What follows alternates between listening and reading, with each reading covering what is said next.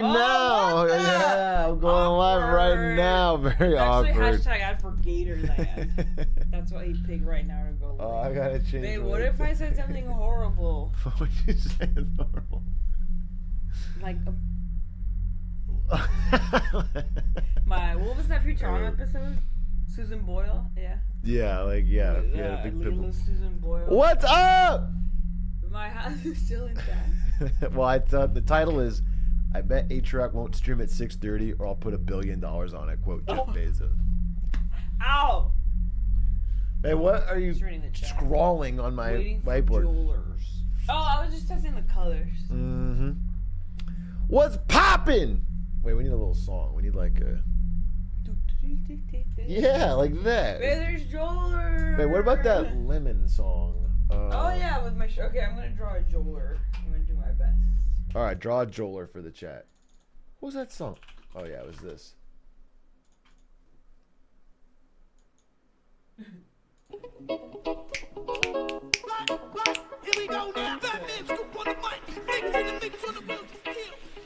That's a jeweler? I don't know. That's terrible. Babe, you could definitely draw a better jeweler than that. Well, if I knew what kind of fish he was.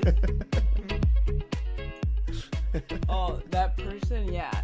I blame Brandon for addicting me to Slay the Spire. Oh, I hate you for the Slay the Spire. It is quite addictive. I played like 400 hours probably. You were addicted. Yeah. You know what you're really addicted to was that other card game though, the Yeah, but that only lasted a week. Frostborn or whatever. I just wanted to beat it and I did.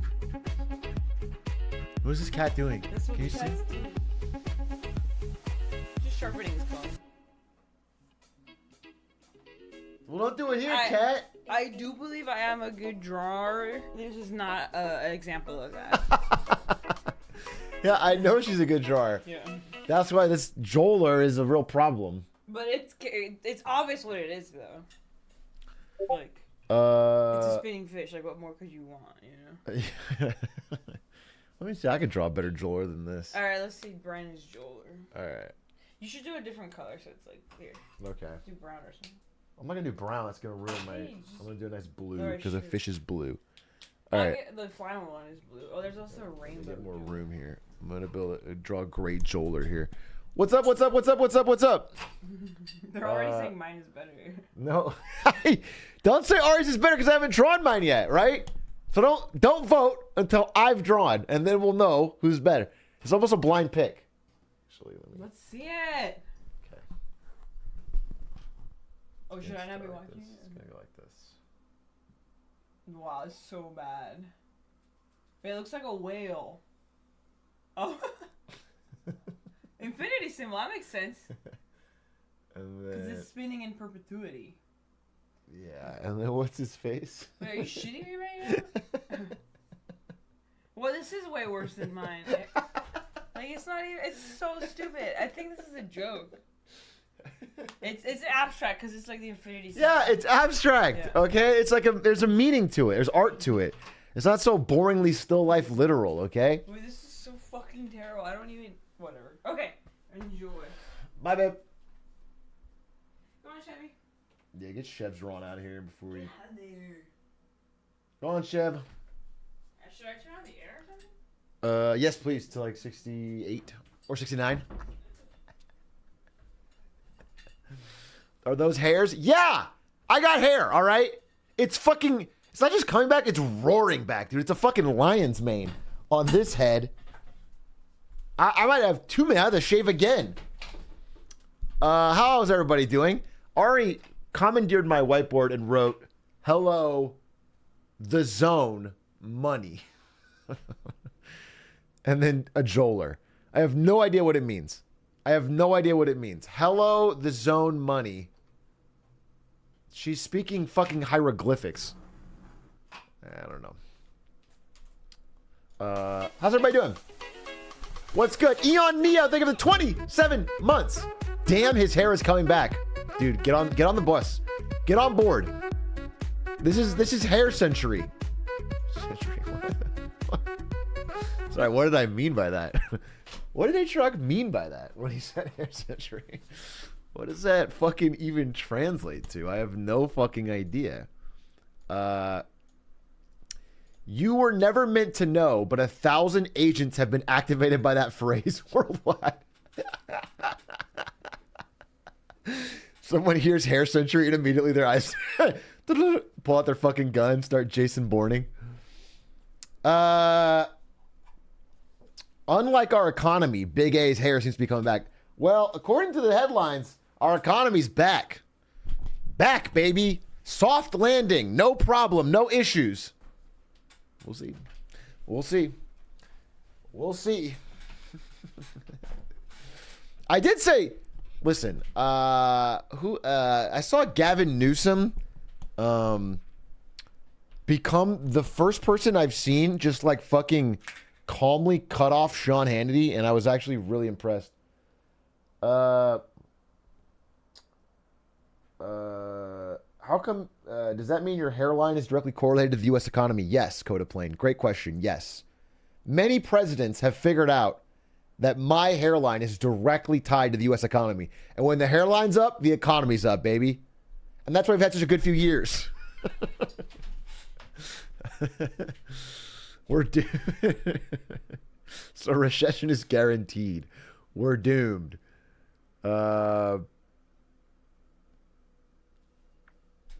I don't know what this. I'm out of the fucking conspiracy theory meme of the internet thing. I don't know what adrenochrome is. Adrenochrome. Why am I hearing adrenochrome lately?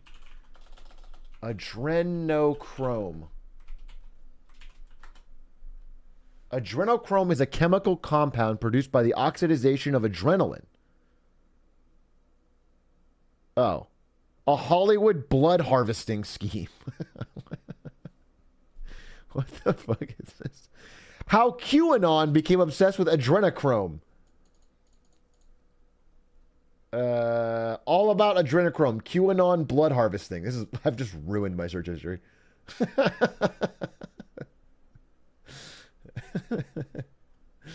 Cool. Fucking cool. Man doesn't know about the blood harvesting. It's true. I use it as my pre-workout. That's fucking dope. Same. Honestly, it does great with the crow's feet.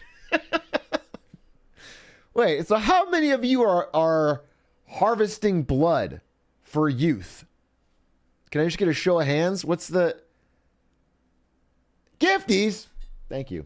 Scooby Booby 420. Thank you for the 5 gifties. I do appreciate that. I'm a blood boy for Larry Page. The Google guy? What's he like? Outside of the blood harvesting, I mean. Obviously, that's an L. But, like, outside of him harvesting your blood, is he chill? Or, like, what's... He's chill? He's chill as fuck? Does he always talk about, like... Does every situation, does he say we should Google it? That's my question. Like, if you're like, what restaurant should we go to? He's like, let's give it a goog. And that's weird, right? He's got a Zaza personality. I don't know what that means. Honestly, I don't know what that means. Carl the Man, thank you for the 14 months. A sincere and honest thank you. I'll even give you a... We truly live in an age of wonders. Wrong one. Poggers. A poggers for that. Nightlong, thank you for the 35 months. 1 month from 36. The big 36. He's great when he's off the Xans. Are we still talking about Larry Page from Google? Larry Page from Google is great when he's off the Xans. By the way, sorry that I seem so fucking old. When you say off the Xans, do you mean that he used to be on Xans and when he's sober, he's good? Or is off the Xan mean like when he's fucking riding the high? It's like off the perk. I genuinely don't know.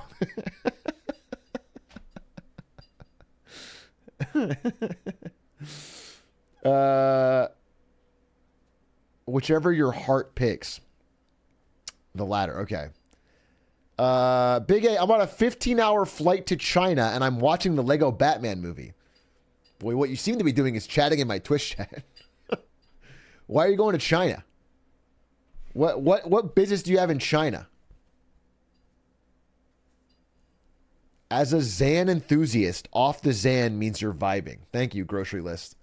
I can always count on the many Zan enthusiasts in my chat to keep me up to date. Because China #1. G dap up. Okay, I don't think he's going to do a 15-hour flight to China just to say the words, "What's up, Beijing?" And if you do, please record it because I could use it for the intro. Are we doing Teen Titans tonight? Yeah, I think we will. I think we'll do one Teen Titans tonight. I'm going to LA in a couple weeks. Can I crash at your place? Yeah, for sure. Let me get you the address. Just 1 second. I'm for no reason at all. I'm looking up Stan's address. All right, you're gonna want to go to 555 Wet. And just show up. Just show. And in fact, the best thing you can do is fucking break a window, you know, because the door gets jammed sometimes.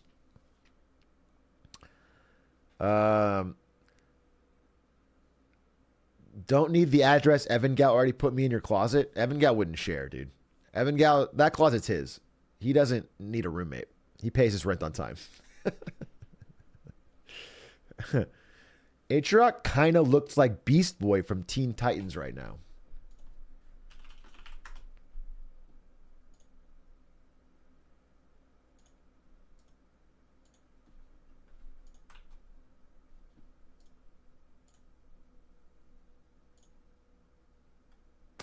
Just 1 second. Sorry, just 1 second. Just 1 second. Just one second.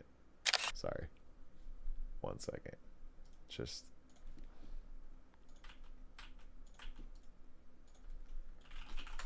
Okay. Just 1 second.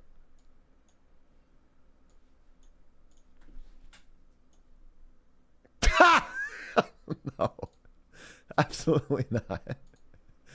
Absolutely not. Literally, absolutely not. There's not even, it's not even close. Which is which? Which is which? You can't tell which one's talking right now. You're incapable of figuring out which one is literally doing the talking. Now, I mean, I'm not trying to bias the results, but obviously one of us has bright green hair and bright green skin. So that one, right? Does that help out? Does that, oh, you get it now? Like which...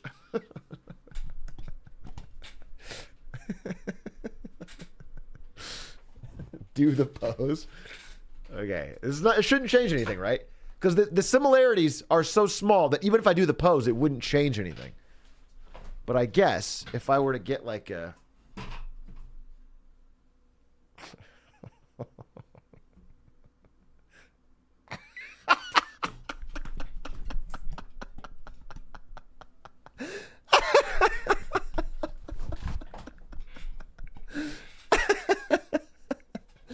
That's awful.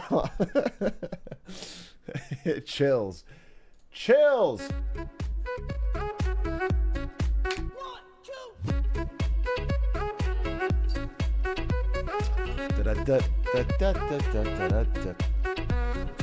Bro, for the life of me, I cannot find the Wetzel's Pretzels at LAX. LAX? It's because I firebombed it. Is that legal to joke about firebombing an airport convenience store for pretzels? Is that legal or not? Is that like if I were to call them every night and say, you better quit the Wetzel's industry. You don't know how high this goes. Get out of the Wetzels. The pretzels are dangerous. Is that dangerous? Is that bad? Not a lawyer. I'd say, okay, cool. Because I really do want to own a thriving Wetzel's Pretzels at LAX. That is dream big, kids. Dream big. I want you to dream big. I want you to think for the future, and I want you to plan, and I want you to dream huge. I want to own LAX's Wetzel's Pretzels. And the problem is they're not letting me because there already is a Wetzel's there. You can charge $30 a pretzel there. I wonder what they do charge. LAX Wetzel's Pretzels.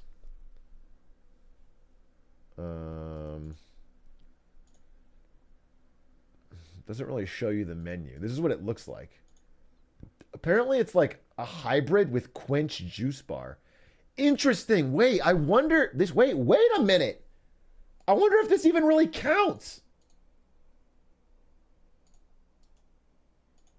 Wait a minute. Let me show you.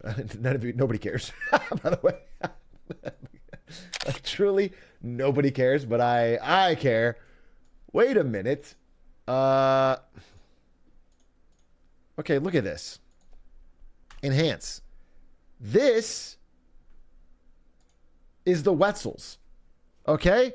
You can see here. But realistically, this is a Quench with a Wetzel's add-on. Right? Oh, wait. Close this. Add the chat back. I'm unironically very invested. I'm so invested in this. So, like, theoretically, it doesn't count as a full-on Wetzel's. Therefore, especially because of how many terminals LAX has, I could petition and perhaps win the right to open a full-on Wetzel's Pretzels in Terminal 2, 3, or 4. I'll invest. I absolutely do not want you as an investor. just to be clear, I do not want a Twitch chatter. I already told one of my friends, Crimson Blur, that I don't want his $70,000 to be a co-owner. I would like to be the full and complete owner of this Wetzel's Pretzels. I'll go in on this with you. Like I'm saying, having more people in on this with me is bad. It reduces my profit, first of all, and it increases the amount of headache I'm going to have when you guys are fucking asking for stupid shit.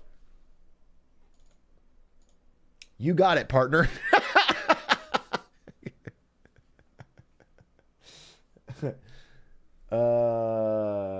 Damn, Big A's a control freak when it comes to his Wetzel's Pretzels. That's the slogan. That's the slogan we're going to hang on a banner in front of the fucking Wetzel's, dude. Damn, Big A is a control freak when it comes to these pretzels. Serve coffee, Pepe laugh. Is that a Pepe laugh moment? Yeah, I probably will serve coffee. That doesn't mean I drink coffee. That means I would sell coffee because the customers want it. You didn't catch me in anything. So stupid. Dude, Pepe laugh is actually one of the funniest emotes ever made because its implication is so funny. The idea that someone can barely contain their laughter at what is generally the stupidest shit of all time.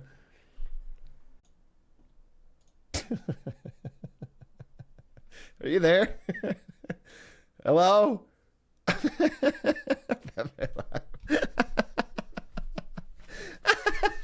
Well, I alt F forward and also fucking Beast Boy's back. I alt F forward. This fucking alt F forward program I got is so annoying. The fucking super F4 for Hitman. Whatever, if you hit alt F4, no matter what, it will instantly shut down any program that's active. No, not update. Book recommendation. I've been listening to an Audible book called Building a Second Brain. Because Isto recommended it to me. Let's listen to a frame right now. Understanding what's possible. Chapter 1. Where it all started. Your mind is for having ideas, not... There you go. I was on chapter 1, by the way. I listened to the intro. Your mind is for having ideas.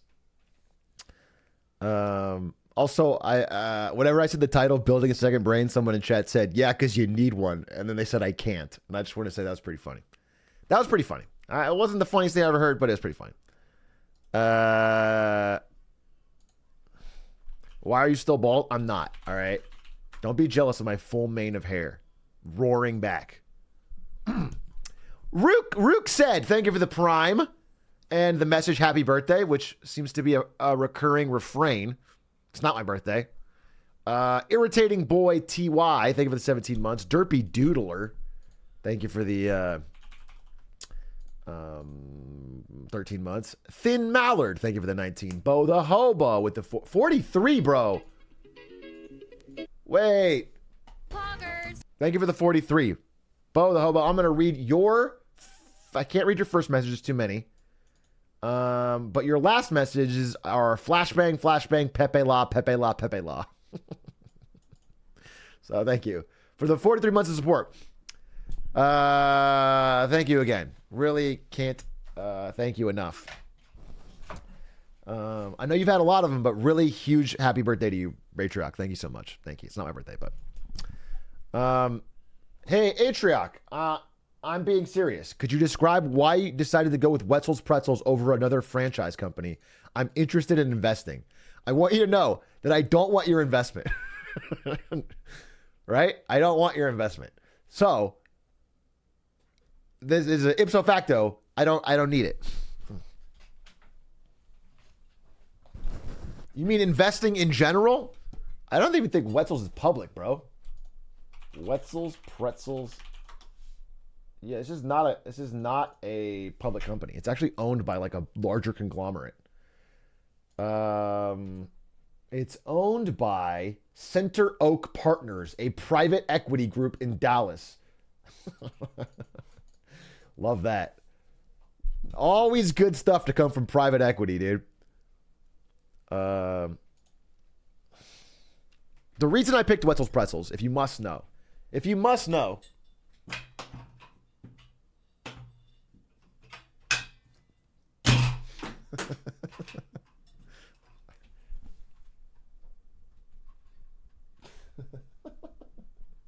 I actually forgot that was there, but it does make a good punchline. I forgot that was there. I actually wanted to draw for a second.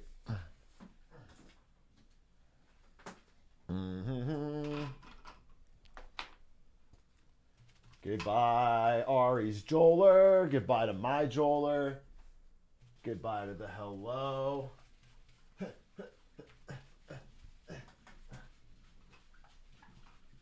Okay. This.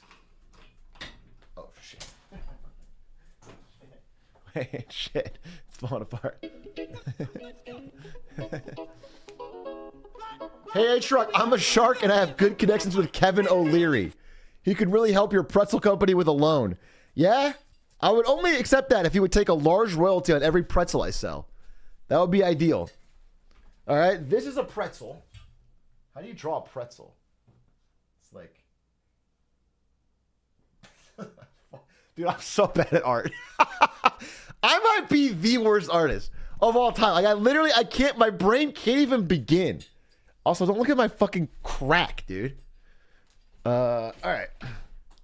Let's see. Now, here's the fucking, it's like this.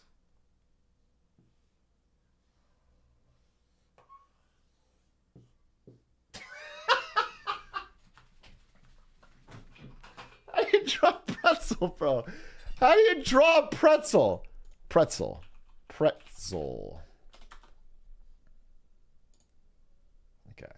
Okay. Obviously, it's like this. It's like this. Okay.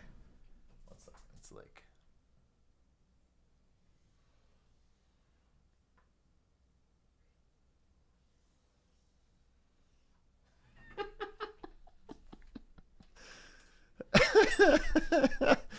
Okay. So that's a pretzel. All right. This is Wetzel's.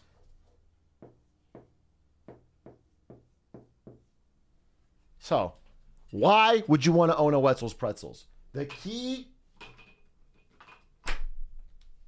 is ROI. Return on investment.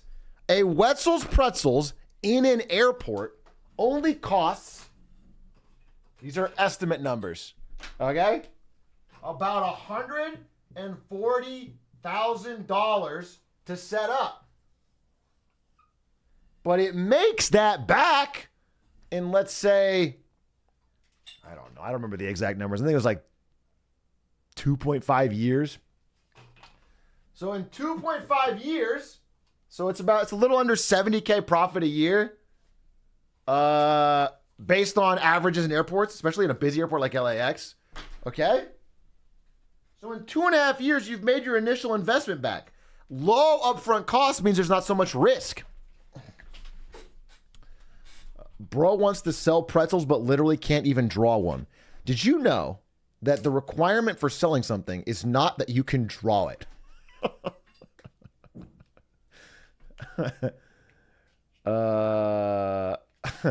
In fact, every customer that comes to my Wetzel's Pretzels, which will be thriving, by the way, does not ask the owner if they can draw a pretzel before purchasing. I do, and I will. Okay.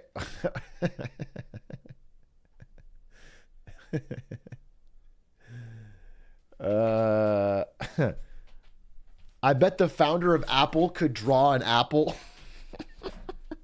I bet you he can't, because he's dead. Okay? So he's not drawing shit. But if you want to go to Steve Jobs' grave and ask if he can draw an apple, we'll see. Wozniak is alive. Wozniak can't draw an apple, bro. I'll bet my life on that. I'll bet my life on it. I bet that Wozniak can't draw an apple, bro.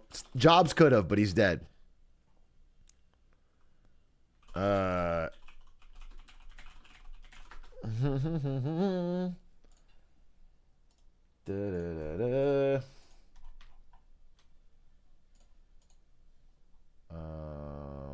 Where? Okay, wait.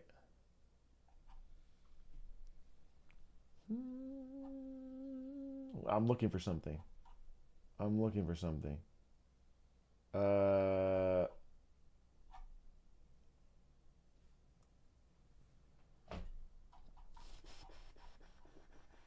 I can't find it. Whatever. Had my first day of work with my finance degree today. What'd you do? What'd you do on your first day of work with a finance degree?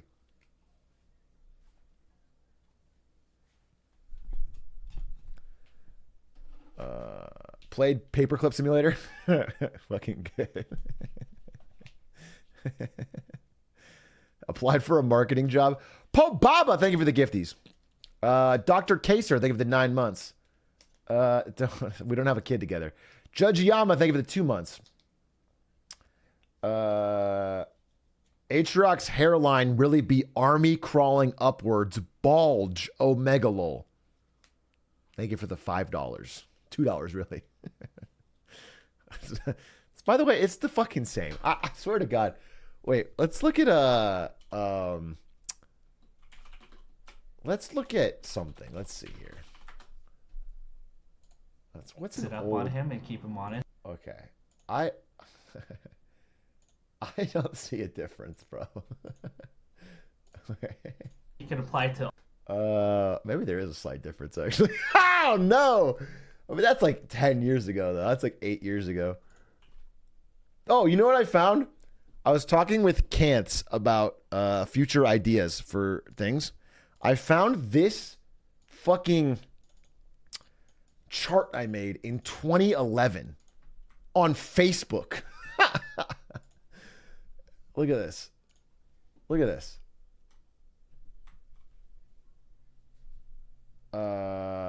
It's called The Guide to Good Trilogies and Bad Trilogies.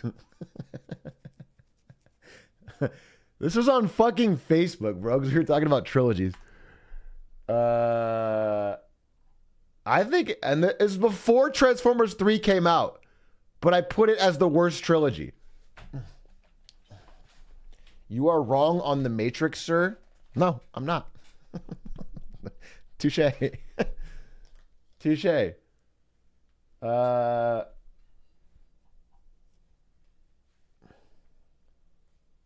Spider-Man 1 slander, what the fuck?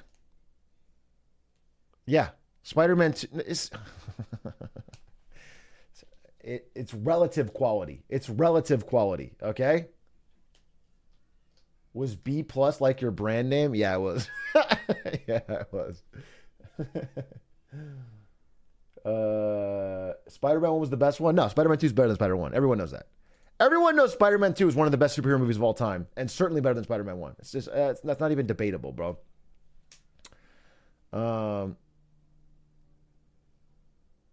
When I was an autistic 8-year-old, Spider-Man 3 and all the Transformers movies slapped. Okay. Okay. I'm not. That's fine. I'm not denying that. All right. I'm just telling you that probably wouldn't factor in. What do you mean hear him out? We heard him out. We said the full thing. Yeah. Also, I like the idea that you just grew out of it. When I was an autistic 8-year-old, when you're 8, whatever movie you watch slaps. That's pretty true. I don't think many 8-year-olds are like, you know what? The visuals of that movie were great, but the plot didn't really do it for me.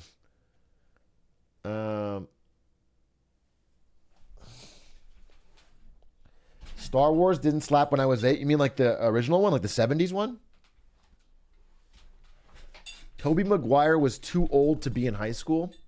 I like to think that Tobey Maguire is dumb enough to have been held back for 7 or 8 years.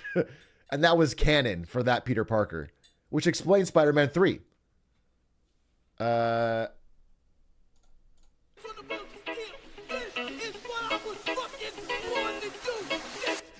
well, yeah, that's a good question. What is the first movie that you saw that you can remember thinking that was bad? Because I do think that most kids will watch almost any movie and have no problem. They could be bored maybe, but like, what's the movie where you got out and you're like, you know what, that was bad?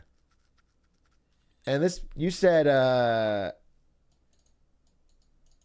I saw the Cheaper by the Dozen remake in theaters, and that was the first movie I remember thinking was bad. Cheaper by the Dozen remake. Cheaper by the Dozen remake.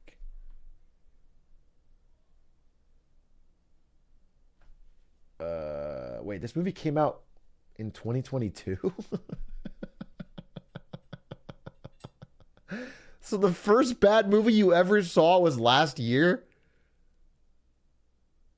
Are you fucking 8 years old?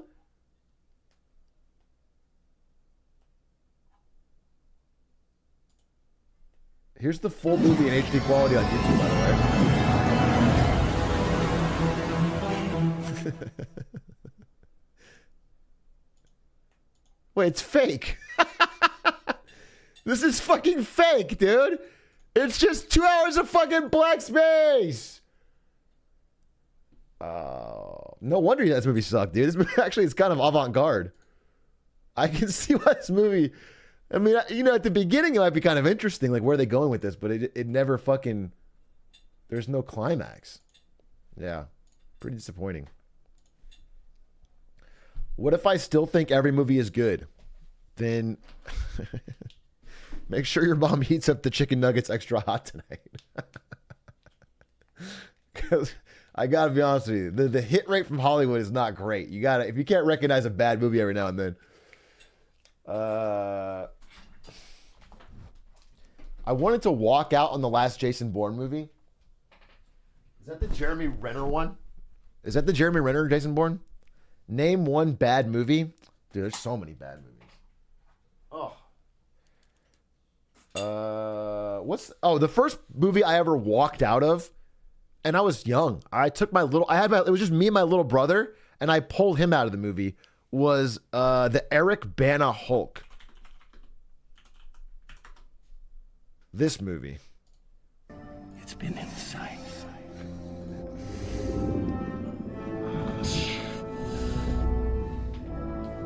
This movie was so fucking bad.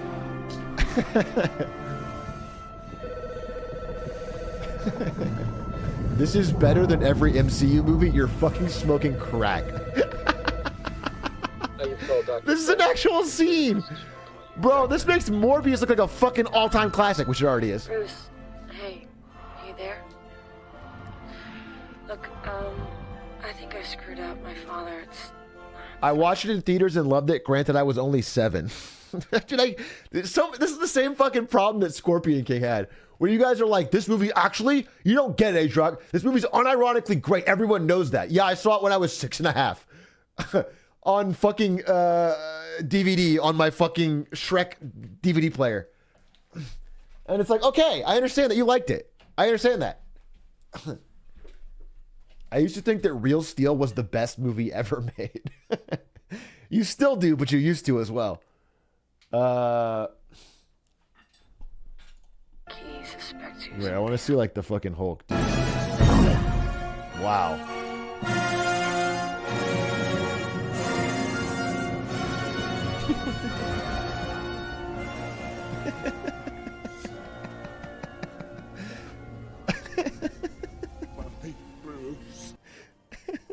Chills.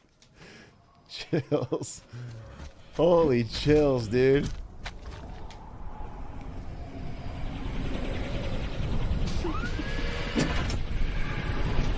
He looks so real. He looks so real, dude.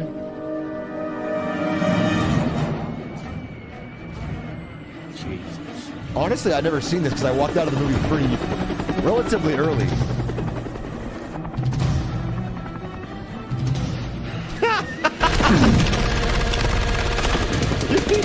He looks like they put that the fucking J-Schlatt handsome filter on. It looks like they took the fucking new one and then put the J-Schlatt handsome filter on.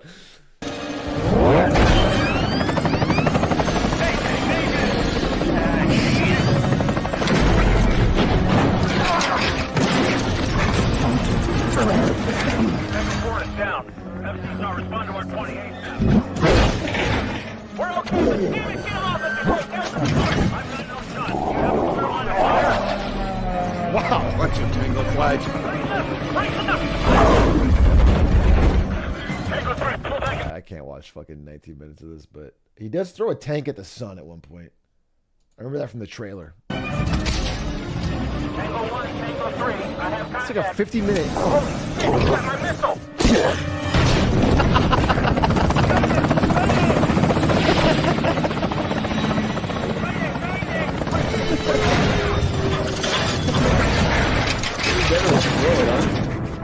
Give me a head count. Tango 3. Our tank's busted up, but we're okay.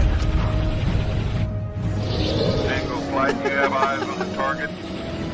Tango 1, I have It's it like on the a rock. fucking student project. Ball, turn it into a parking lot.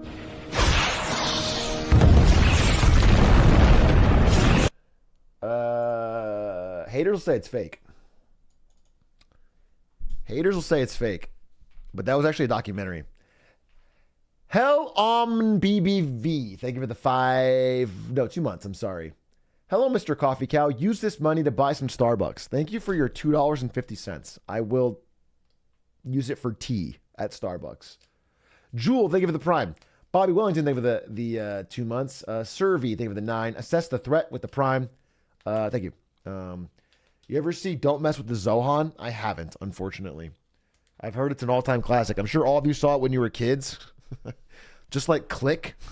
And you're going to say it's the greatest movie of all time. It was truly phenomenal. It was maybe the funniest thing you've ever seen. No comedy's ever topped it, ever before or since. Click was actually good. No. Click has one good scene. That's why everyone remembers it fondly. Click has a somehow out of nowhere, Click pulls together an incredibly touching emotional scene with his father that actually really like hits. And then the rest of the movie's crap. Henry Winkler gives a gravitas to that scene that is undeniable. I watched Dodgeball when I was 7 and it scarred me for life. You watch Dodgeball with Ben Stiller and you were scarred for life. It's a funny movie. It's a normal. That's a movie you could easily watch when you're 7 and not be.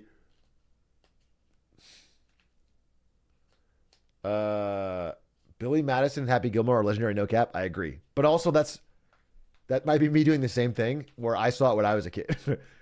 I loved Billy Madison and Happy Gilmore growing up, so in my mind they're hilarious, flawless movies. I think.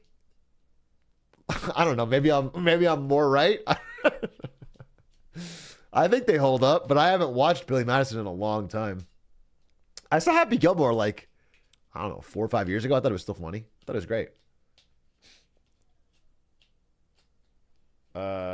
8 Crazy Nights. That's a very funny movie. Agreed. Billy Madison, Happy Gilmore, and Jack and Jill are not Adam Sandler's top 3. Bro, no. Jack and Jill's probably the bottom. Dude, Sky High was so fucking good. Dude, you know, language was created to give us like a level of nuance in space. So fucking good. Should be reserved for like the tip of the top. The top of the mountain. So fucking good is like what you say when you really want to let someone know that it's like, this is S tier. This is incredible. You know what I'm saying? Half the capability to be like, Sky was good. I liked it when I was young. It's not the fucking greatest movie of all time, but it was good. I liked it. I think that people should be able to say that more. But they only say it's fucking amazing, flawless, or it's absolute trash. There's got to be a middle. Spy Kids 1 freaked me out as a kid. Like, what the fuck up with those thumbs? Yeah, man. Yeah, for sure. For sure.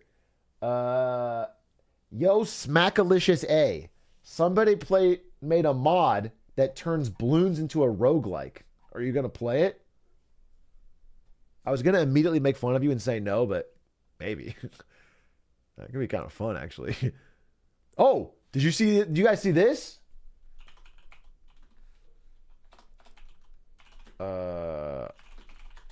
Did you see this?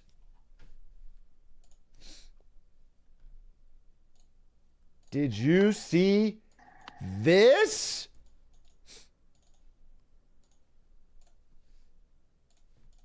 Esto sta giocando.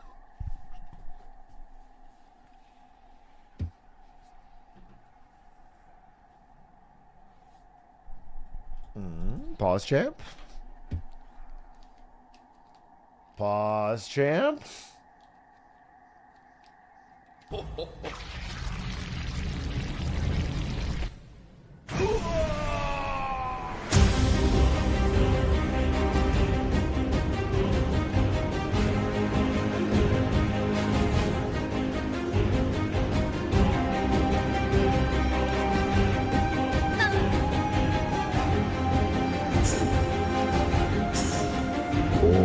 They made, or fans made like a Hollow Knight expansion. Or a new Hollow Knight quest or something? New bosses? They look good. These bosses look good.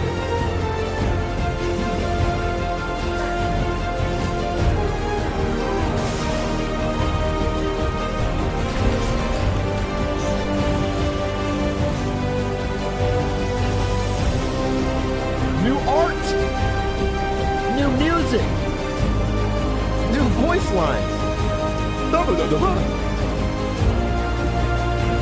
Made for fans by fans.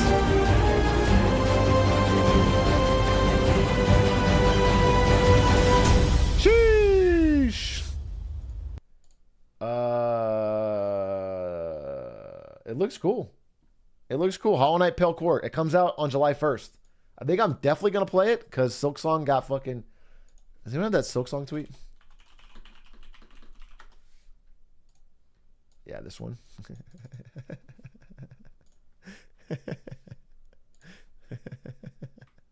So fucking funny.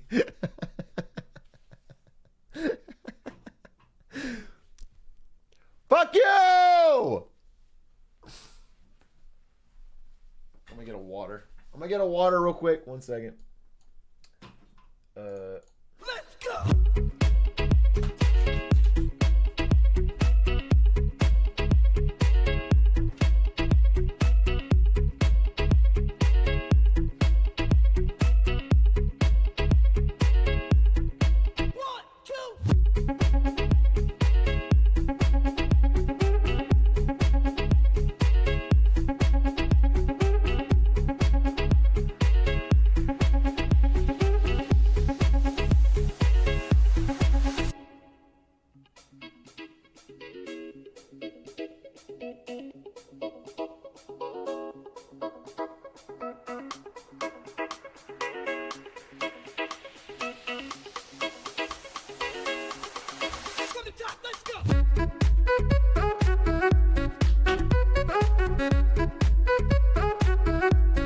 Fucked up. Shit. Everything's falling. Fucked up. Xbox. Zoom superiority, sky high garbage. What does that mean? Hey, Big A, can you prove to chat that you can't shapeshift into a gorilla? It's the only way to show that you aren't actually Beast Boy. Okay. Didn't work.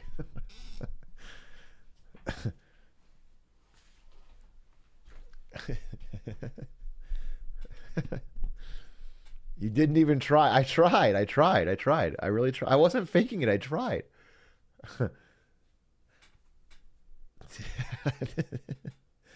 Didn't work. It didn't work, bro. I can't do it. I'm sorry.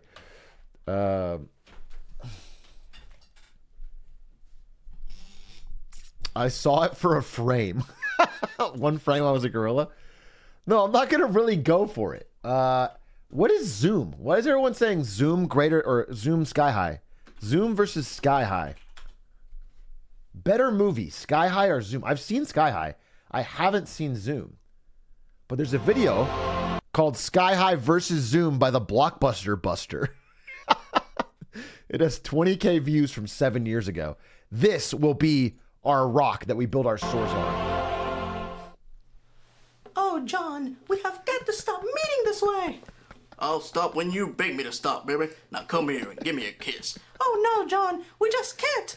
You're a human, and I'm a Thanagarian. Come here, baby. I'm about to give it to you Marine Corps style. Hoorah. Oh, John, it can't possibly get any better than this. Oh, it can, baby. How about double the Phil Lamar action?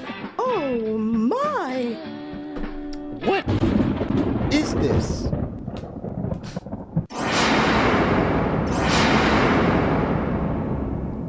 Man, every time I'm playing with my dolls, I mean, action figures.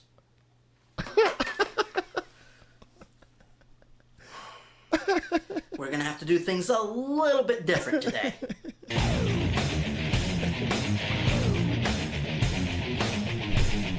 Okay. What the hell is this? The Blockbuster Buster. This guy's the GOAT, dude. I'll say it. People talk about the GOATs of YouTube. They say PewDiePie or whatever. It's the Blockbuster Buster from 7 years ago. Look at this intro. The production value is fucking crazy. It's 240p. It's 240p, which is a problem, but...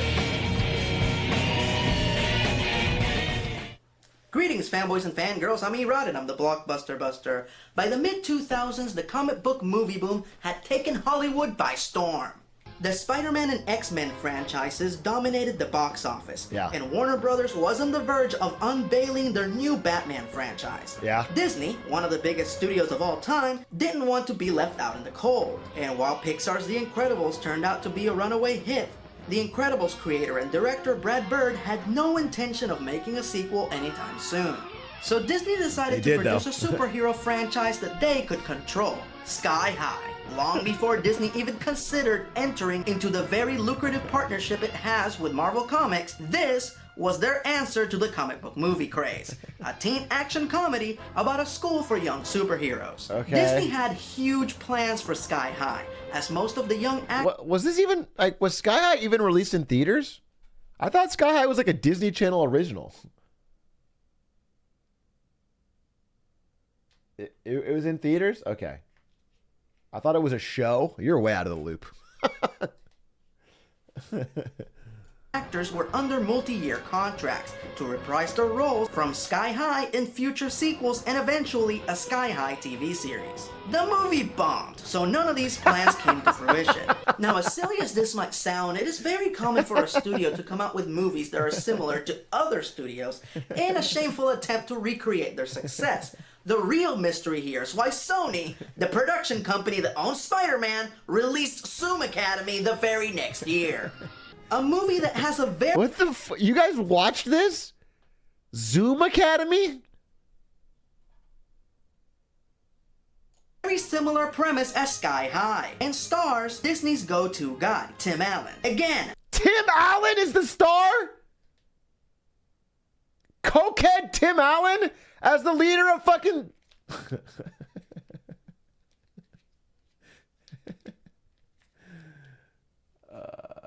You guys want a goated late stage Tim Allen movie though? Galaxy Quest. I think Galaxy Quest not only fucked when it came out, it holds up. I think you could go watch or rewatch Galaxy Quest fucking today, and you will get some yucks. You'll have a good time. They're Sony. They own Spider-Man. Other studios compete with them. Why the fuck bunnies would they want to compete with this? This video was uploaded. Wait, this video was uploaded in 2015, but it does feel like 2007. Why the fuck bunnies feels like that? Feels like 2007. This guy feels so. He's like a perfect time capsule for an era that he wasn't in. Requests to bust both these movies have been pouring in for the past 4 years. Oh, you think it's a re-upload? Oh, that would be interesting. Maybe it is a re-upload. Wait a minute. Maybe you're right. Because I'm seeing that the Blockbuster Buster has a fucking Daily Motion account.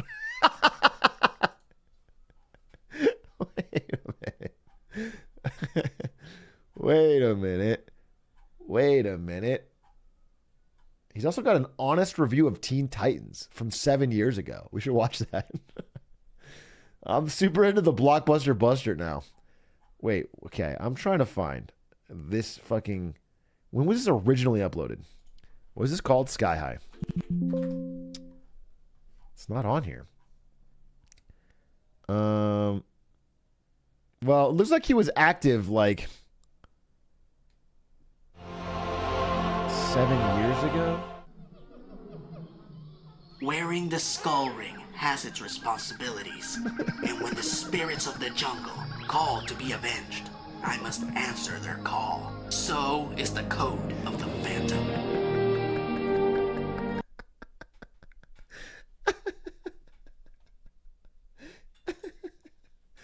This guy fucking rules. The Blockbuster Buster. I must know more about him. Okay. Okay, let's see. What do we know about him? He's still alive. That's thank God. The Blockbuster Buster. He started making reviews in 2010. Okay. 2010. Powers and abilities. He's one of the few able to lift the mighty hammer Lucille. Interesting. He's got lore. That's awesome. All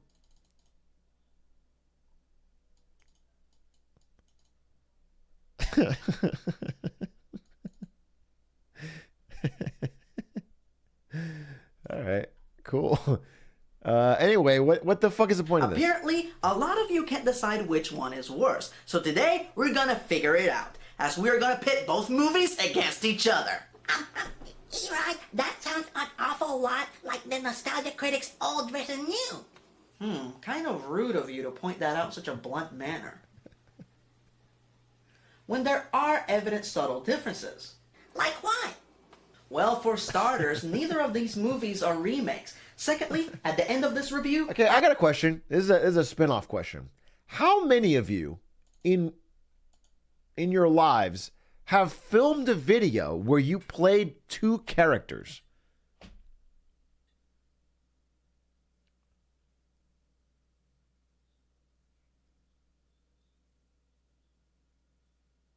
Have you seen TikTok? That's what I'm saying. It's so... I couldn't...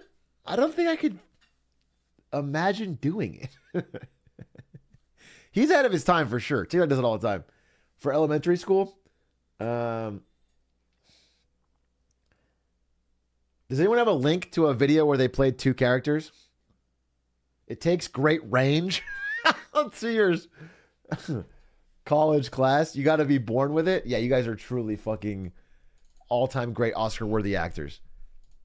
So what is this? Gathered friends, listen again to... This is not 2 characters. This is a video called Bionicle Retold. The entire story in one video. And it's fucking 9 hours and 20 minutes long. Law Legend of the Bionicle.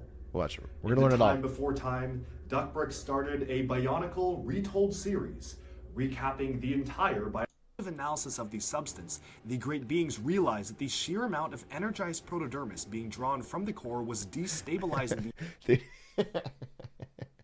It would be so funny to watch this on a Saturday. To do like a fucking Bionicle-a-thon. And watch this whole video start to finish. I won't ever do that, of course, but it will be funny.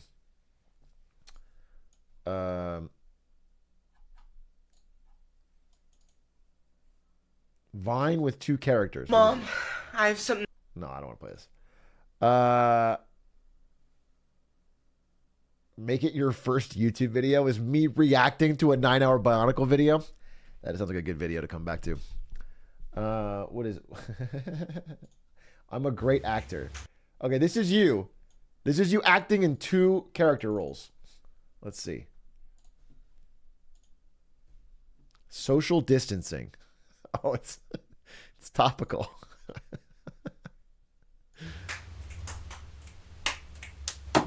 Hey, what's up, Ben? Hey. What's new with you? Hey, you see what's going on? It's like a full on quarantine going on. Yeah, no, I saw that. Hey, you all right? You know, there's a virus going on. Oh yeah, I see a bunch of people doing a bunch of different things to deal with the virus. I mean, it's not that hard, you know. You don't go on 8 trips, or you just hang out with less people. You know, it's Yeah. pretty. I can tell you don't have a problem hanging out with less people. This is what you're doing. You know, I'm just not sure if I'm able to handle that, you know? Well, who do you want to see? Well, there isn't anyone in mind specifically, See, you know? So. It's not gonna be that hard. I mean, think about it. You've been sort of doing social distancing your whole life, so it's oh, okay. Are you roasting yourself? Pre-watched. Hey, dude, remember to shave that mustache. It looks bad. That was it? League of Legends 2 years sober. Drake Energy. I got a lot of Drake songs on here.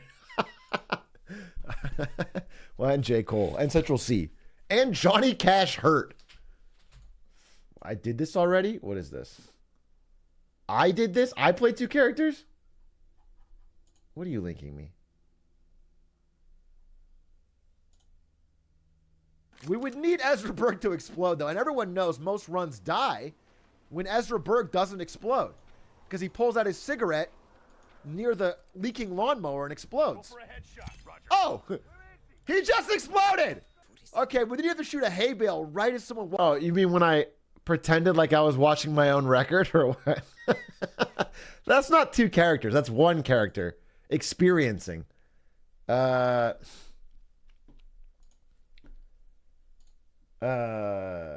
The GOAT played multiple characters in this. What is this? Hi, I'm Twitch streamer Clint. What is this? The GOAT himself? Hi, I'm Twitch streamer Clint Stevens. Have you ever wondered how I'm able to play video games for so long without skipping a beat? Let me show you my secret. I don't know. You don't plan for that long, Clint. That's the thing. You do skip a beat. You skip a month. You skip not just a beat. You skip months of beats. I don't use typical energy drinks you buy from the store. They taste like urine. I use and fully endorse B Fuel gaming suppositories. All natural, no cups, no hassle. B Fuel.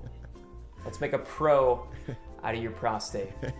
When you're doing a late night binge session and your Atrioc cocaine mix is starting to wear off, B Fuel Energy is there to give you back your gaming edge. No cups or drinks, just give it a quick shove up your ass and B Fuel will help you hit your gaming G-spot. After anal insertion, wait about 3 to 5 minutes and the full effects of B Fuel will start to kick in, giving you boosting gaming performance for the next 4 to 6 hours. Unlike sugar-loaded canned energy drinks, Be Fuel has almost no crash whatsoever. It's completely harmless. And don't read the bottom of the screen.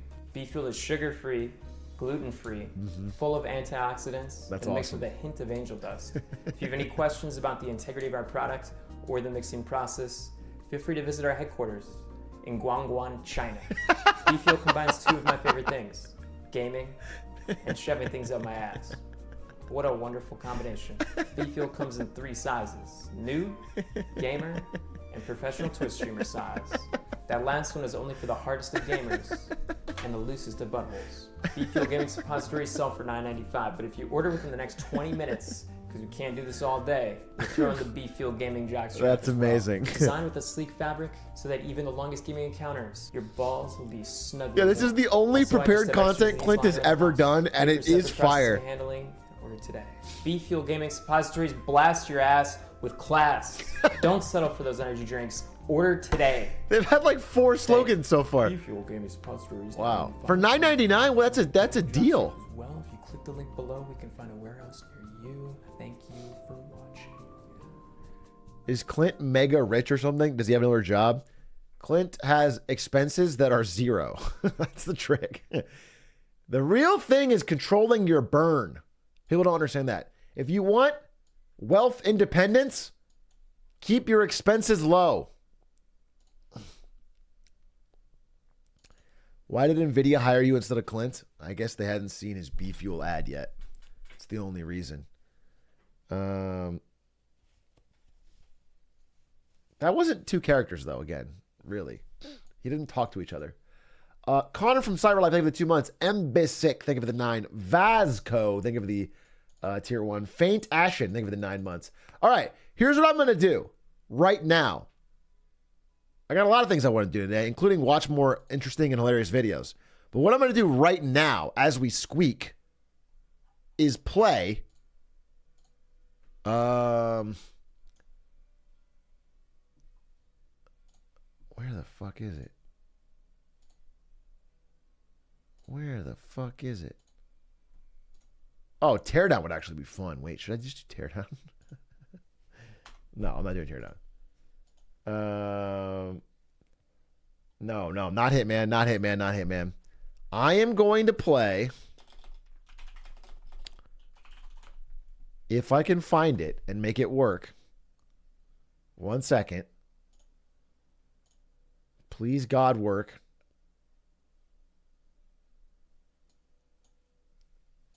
Okay, it does.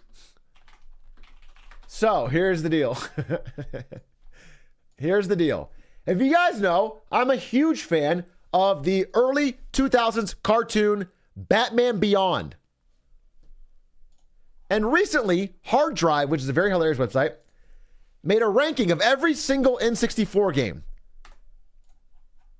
And they ranked number 296 out of 296, the worst game on the whole platform, Batman Beyond Return of the Joker. They say it's worse than Superman 64, which is supposed to be the worst game of all time. According to them, this is the worst game, one of the worst games ever made in the history of gaming. And so I'm going to play it right now because I love Batman Beyond, and I'm sure I can find many redeeming qualities for this, I'm sure, iconic game. N64 only had 296 games, yes. N64 had less than 300 games. That's one of the reasons it did not do so well against PlayStation because they had almost no third-party games. Doesn't even mention Carmageddon. Carmageddon is one above. Carmageddon 64. Somewhere, someone is going through an actual car crash, doomed to go through physical therapy for the next 2 years as a result of their injuries. And that person would still be having more fun than me playing this abomination of a racing game. That's harsh. Iconically, though, I looked it up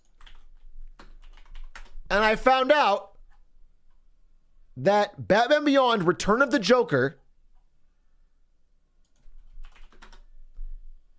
is one of the only games I've ever seen get a bad review from IGN. This is from, wait, This is the yeah. Here it is. 2. He gave it a 2. You know how hard? You know how bad your game has to be to get a 2 from IGN?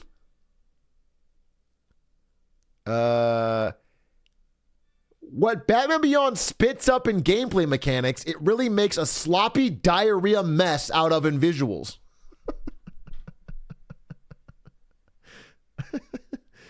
Batman Be Gone would have been a more fitting title for this insultingly poor 3D brawler. Everything about the product is shoddily executed. There are no options, enemies are downright stupid, the backgrounds are repetitive and uninteresting, and the sound offerings are unacceptable at best. Do not buy this game, burn it. I have never seen an IGN review that harsh. So I had to play this game. I don't know how you can say burn, like do not buy this game, burn it, and then give it a 2. Even an IGN saying it's a diarrhea mess of shit. It's not a 1 though. What the fuck is a 1? All right. So I am going to attempt to open this game without crashing everything. Uh-oh. I might have just crashed everything. I'm worried that I just crashed everything. Hello, hello. This game is so... Oh no. It's not.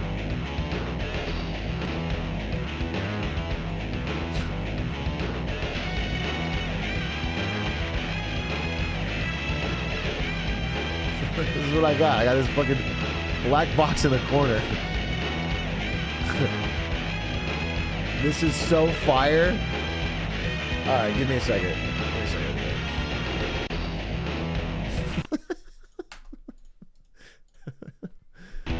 Oh, I got it. Okay, I think it only works if I do it in a box. So, how do I... Here we go. Window capture. Yeah, here we go.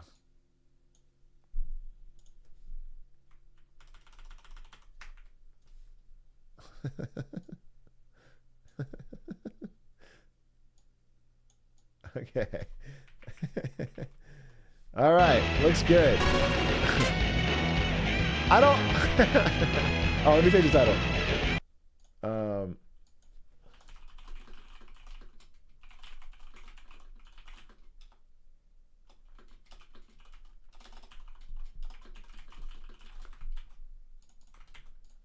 Do they even have a... Wow, this game actually has a fucking category in Twitch. All right. Hard mode. I don't know the buttons.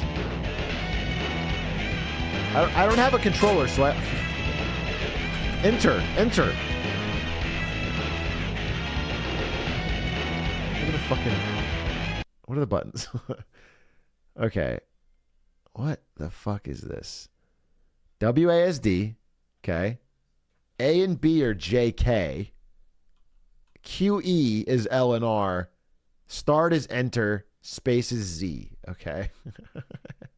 Okay. All right, we're just into it. Okay. This is the first thing I see is suit select. Do I want standard, offensive, defensive, or nimble? I don't fucking know.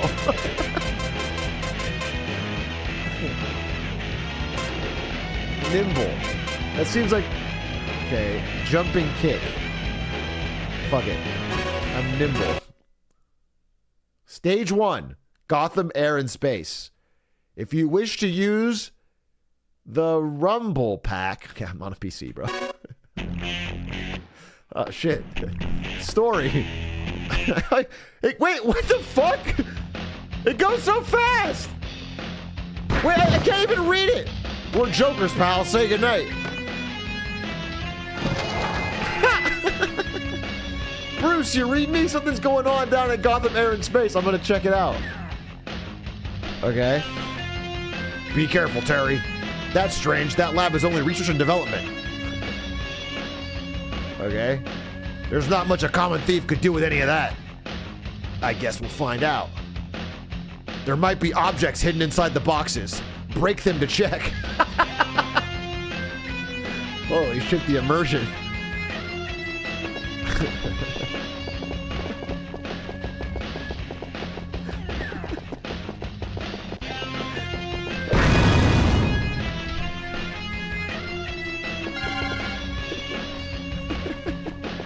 Holy shit. Look how nimble I am. Nimble. You should lock your FPS? How do I do that? What's the boss want with this stuff anyway? Don't know. He doesn't pay us to ask questions.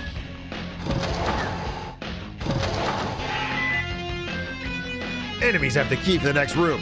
Knock them down and find the key. Oh shit.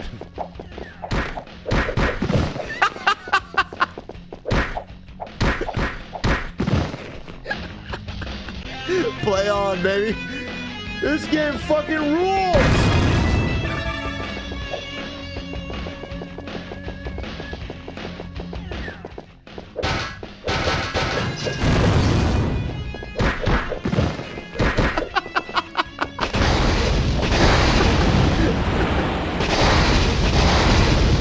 What the fuck?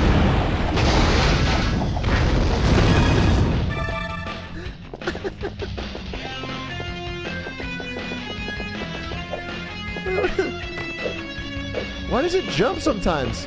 Oh, if you're running, it jumps and does a kick. So you have to stand still. This is the nimble suit at work, dude. Look at this. Okay. Wow, I unlocked the standard suit. I heard he's planning to make all of Gotham City into... Shh, you never know who might be listening. You're committing a crime actively.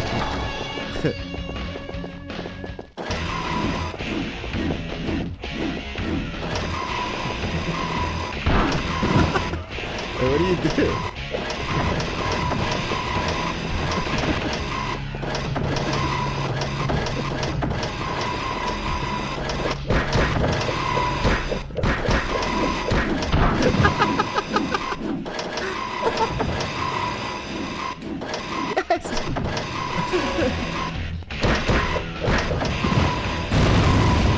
Okay, crushed it.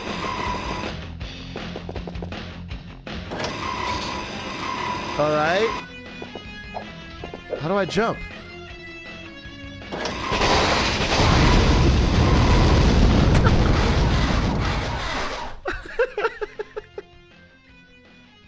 The game fucking sucks. Wait.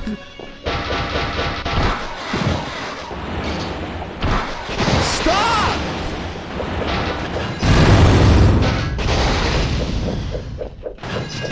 Okay, play on. How do you jump? I can back wheel. Back. Whoa, look at this. Holy fuck, he's nimble.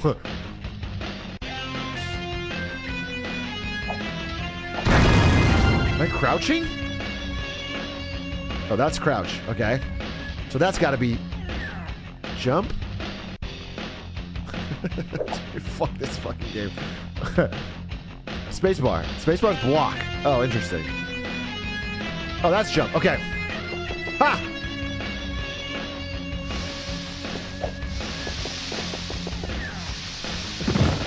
Yeah, that's on me. That's on me. That's on me. That's on me.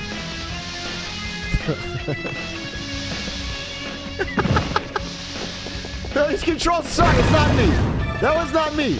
Oh, I've restocked the Dark Knight Discus. Amazing. I'm glad I've got the Dark Knight Discus. That's what... No, it's not... It's... I'm not restarting this fucking level.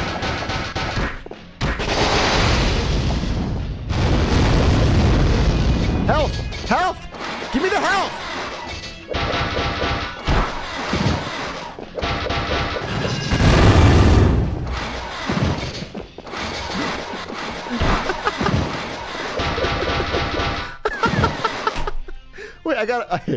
Okay, I got a life. Thank you. How did I get a life? I don't know. Is that? Oh, Dark Knight Discus is a life. Why? Wait, why do they call lives Dark Knight Discuses? Why can you pick up health points when you have 100 HP?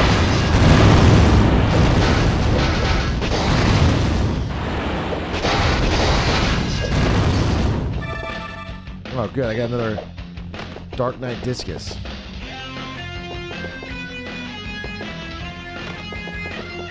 Okay. Oh, you found a 1-up. Wait, this is a loop! I went in a loop! I can hang glide. How much longer? I'm getting bored just standing around. Keep your shirt on. I'll tell you what I do know. This is not like any job we've ever done. We're really aiming high this time. Why would you have the hang glider in a game where this is the fucking roof? This is like if Breath of the Wild and Dark Souls had a baby. Oh, fuck. Holy cow! It's Batman, what do we do? Calm down, I'll take care of Batman. Keep working. You got a death wish, Batman? No, not really. Come on, just try and stop us. Fuck me. Fuck me.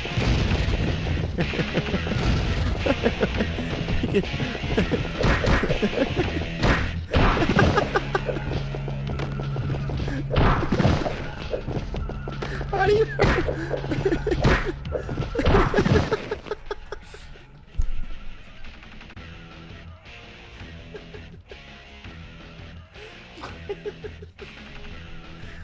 Dude! Why is it's probably the FPS is uncapped. I don't know how to fix that. Options. Graphics plugin. It's on a 4090, bro. What do you want me to do? Oh, what if this game is fucking miserable to play?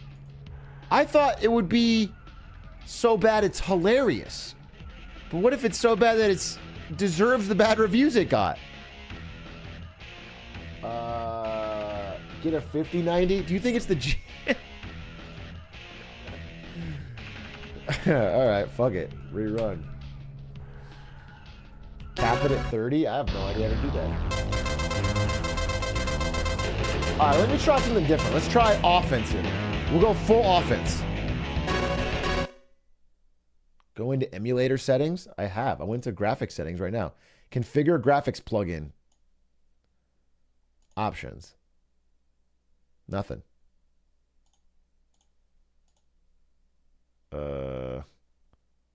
Settings. Advanced. Shell integration. No, they don't have shit. They don't have shit here. Memory size. CPU. Nothing. Nothing. Run a crypto miner to reduce your GPU's performance. Something tells me this game's not running on my 4090 is not currently spinning. I think frames win games, dude. It's fine. Okay.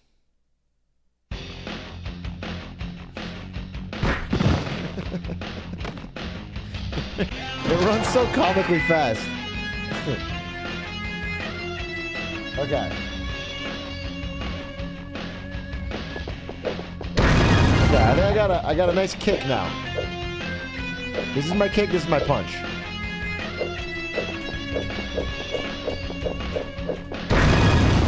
I will not repeat this fucking level again. I will not. So, that's jump? That's jump? What the fuck? Open the door. Okay.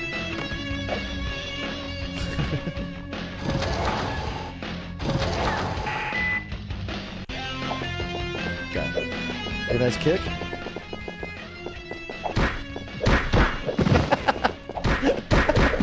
Okay. I realize that every enemy wants me to trade with them. How do I not trade with them?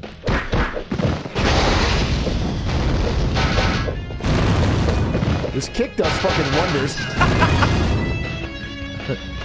Okay. Game's too loud?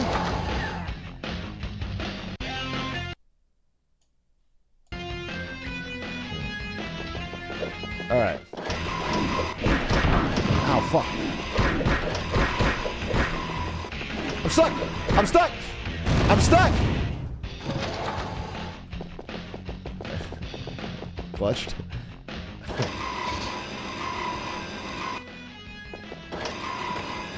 Study the patterns like Dark Souls.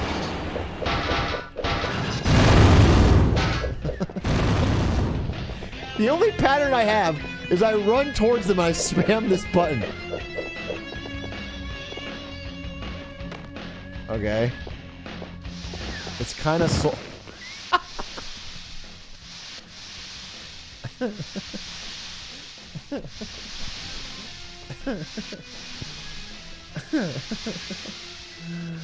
Continue. I still have 3 lives. I have 3 lives.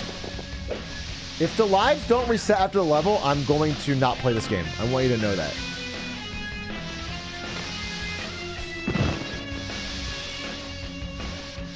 Clutch.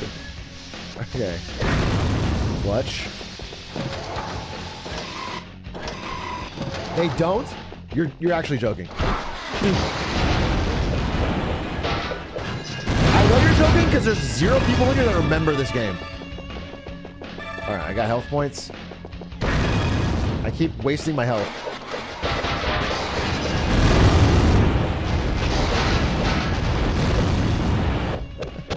How are you supposed to, like, dodge anything? There's no... You can't... You can block it maybe, but when I block... Are you on emulator? What do you think? What do you think? Am I on emulator or not? No, I can't roll anymore. Oh, I can do this. Look at this move. A roundhouse kick? Holy shit, this is gonna change the game. So fucking loop. You can only roll with the nimble.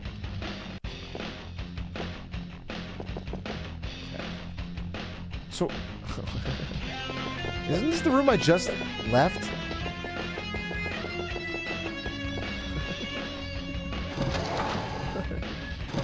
Why does it trigger dialogue? Okay. Alright. I'm gonna hit him with the fucking... Okay. Okay. Roundhouse. Okay, wait. Dodge. Okay, I have to just jump.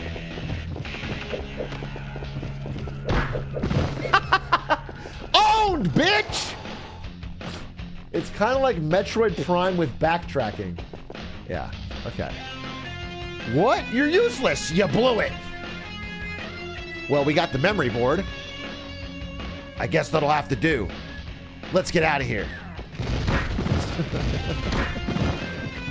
That's a cutscene. That's the level? It seems like the Jokers have a new boss. 3rd time this month they stole high... It's just the Jokers. It goes too fast.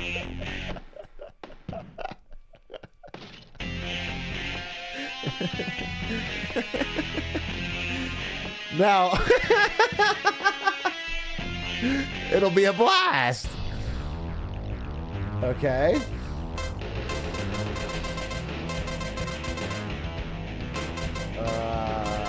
I like offense. I'm an offense bandy.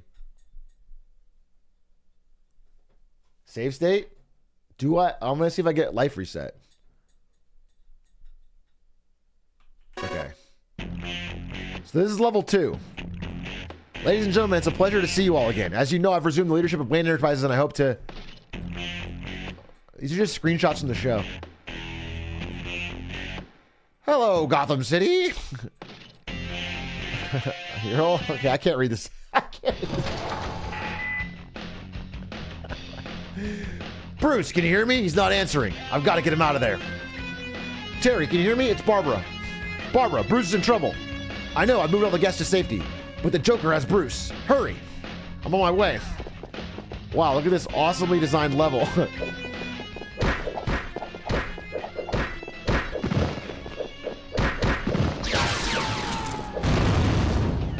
It looks so much different than the last one.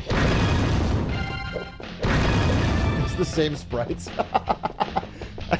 I'm pretty sure this is just recolored the last level. I think they just changed the color.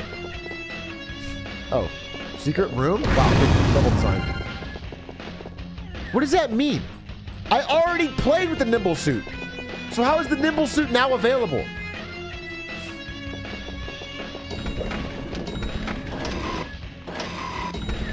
What do the C buttons do? This thing?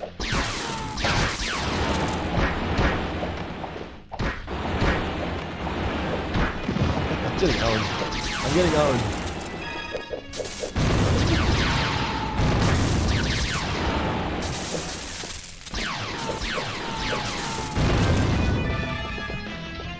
I got the health.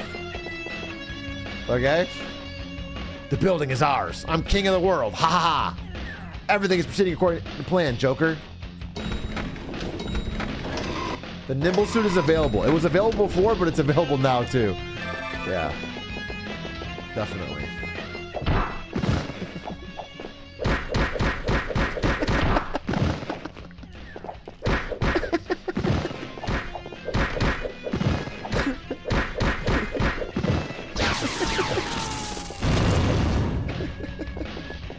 This game fucking rules, actually. How's the other team doing? They better do the job right this time. They've disabled the security system. Anything Wayne Enterprises has is ours for the taking. Chuckle will get you what you need. Count on it. Okay. Cool.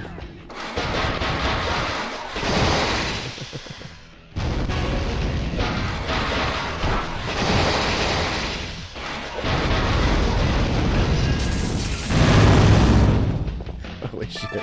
The graphics. I really felt the heat off that explosion. Alright. Doesn't open. I gotta say, the enemy design is incredible.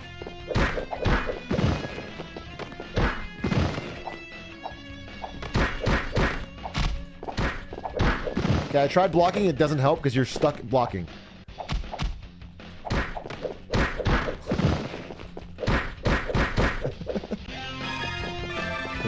Why do I not heal when I get that bot?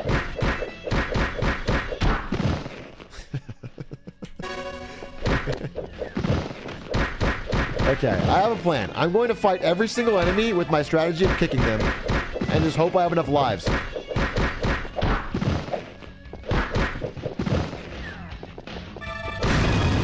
Wow, fully healed. It's actually impressive they made a game with worse combat than the Sopranos PS2 game. How could you make a Sopranos... Oh, it's the Joker. So you're the new...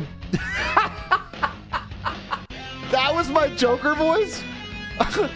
That was like Marge Simpson. Oh, that came out so wrong. Oh, shit. Oh, fuck. I have to dodge? Okay. Okay, but...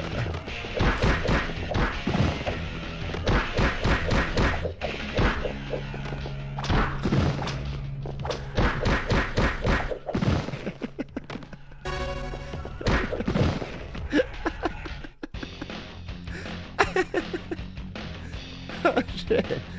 Boss, I got the component. Alrighty then. Let's go, boys. As for you, Batfake. Ta-ta! Oh, he had a laser shield. Bruce, did you hear me? I heard you. What's on your mind? Any theories? Drop it. Just drive, Terry. Yes, sir. Offensive. Apathy. All right, Arkham Asylum. Now, new level. New level. No way to reskin. Where are you, Terry? I'm in Arkham Asylum, Bruce. When you were Batman, you put all the worst criminals in here, right? Terry, that was 1,000,000 years ago. There's nothing left there now. Get back to the cave. The Joker spent years here. I may find some clues. Terry, get back here now. Okay, okay. But this place is a wreck. There's no threat here. Okay, so I'm not gonna go back there?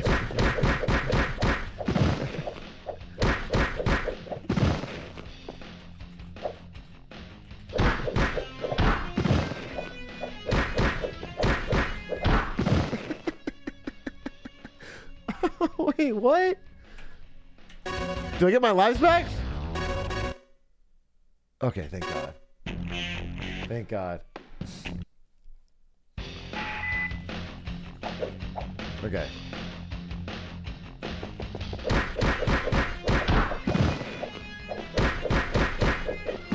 This is it. What you don't understand about this game if you haven't played it is that the combat's a real delicate dance.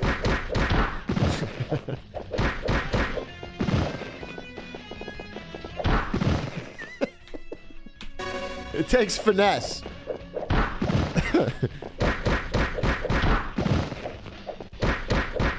Okay, good. This game is what inspired Miyazaki to make Demon Souls. That sounds right. That lines up.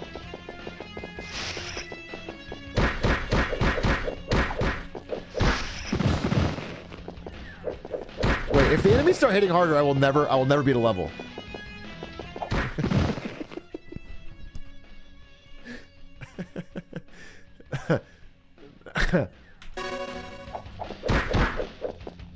Oh, I'm very worried. I'm very worried now.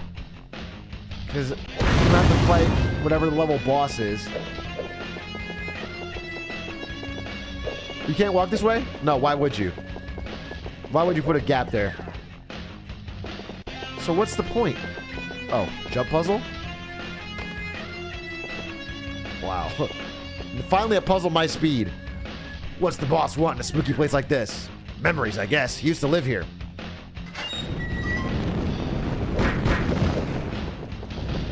The Riddler? Holy shit. Look at this subtle nod to the Riddler. Arkham Asylum has nothing on this game. What?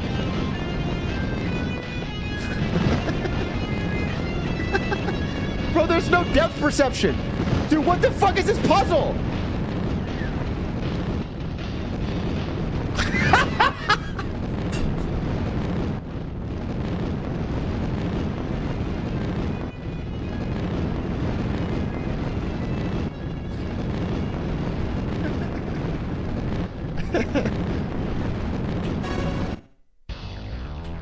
Defensive. Defensive.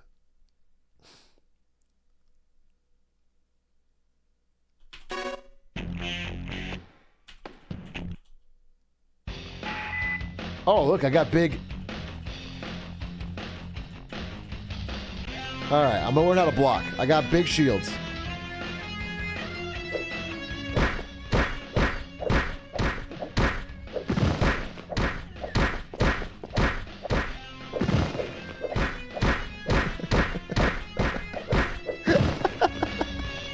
Holy shit. Holy shit.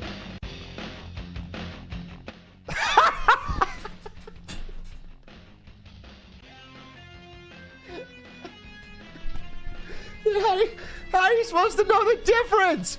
On other levels you can jump down and there's a fucking... How are you supposed to know the difference?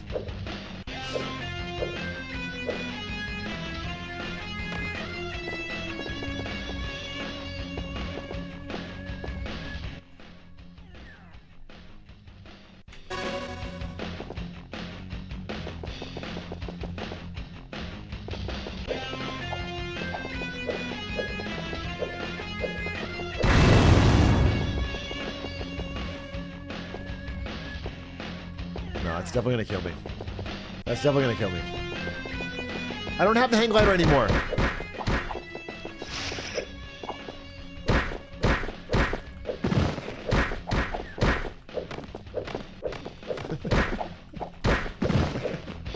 That kind of hits like a truck. Oh, let's see if I can get the thing. Nothing in there except for a box that blows up for nothing. Okay. I have no lives. So I probably will die, right? Unless I clutch it up. Unless today, the God Gamer within me truly embodies the spirit of Terry McGinnis.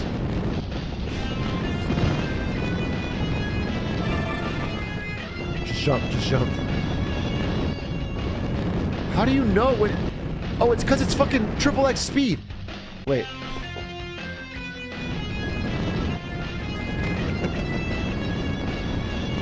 Well, I did it, but I lost because I jumped down.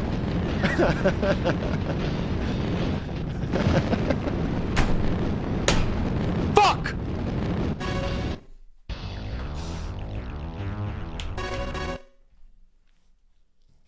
This game fucking rules.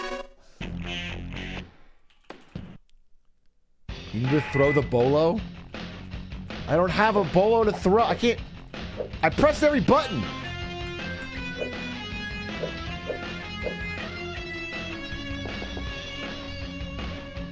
What about this? Oh, what about this? It's nothing.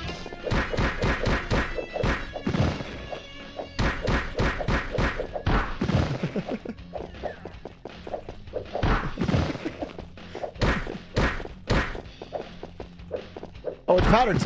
There's patterns. There's patterns.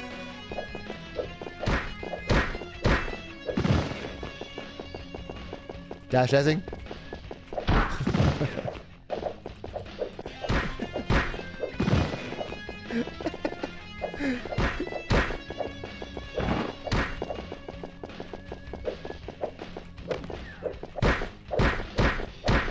Owned.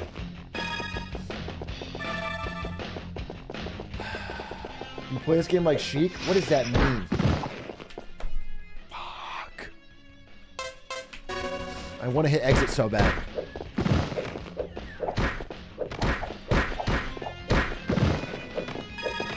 Okay.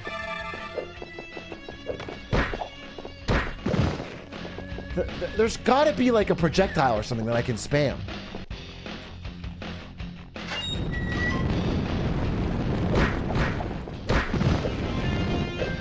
Okay.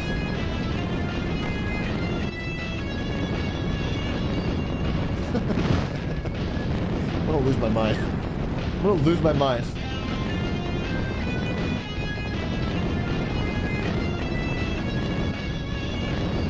There's no way! There's no way to do it! Because of the sped up frames! There's no open gap of time!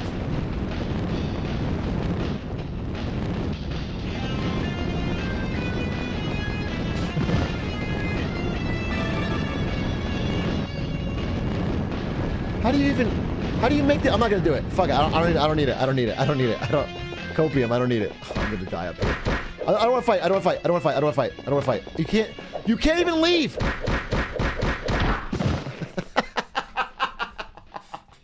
I get it! The return of the Joker is the player! Because it turns you into the fucking Joker! I hate this game already. Standard. Magnetic Nunchaku. Okay, let's try it.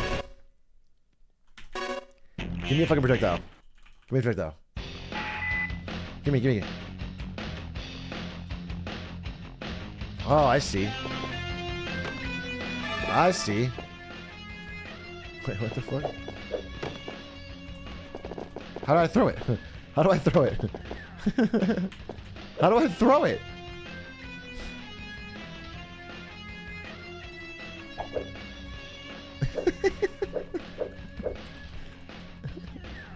Okay, let me confirm. Options. Controller. C buttons. U-I-O-L. U-I-O-L. U-I-O-L. None of it throws. Press throw.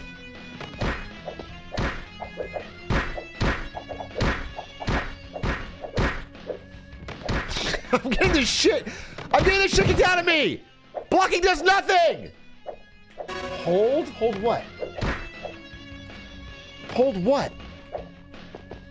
Hold and release special button. I'm doing it. I'm doing it. I'm pressing the special button. Oh, I'm gonna lose my mind.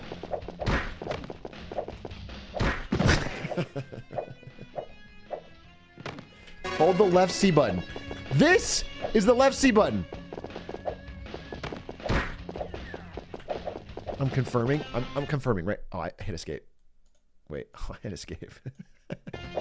Oh, wait. We got full screen. Oh, but now it's...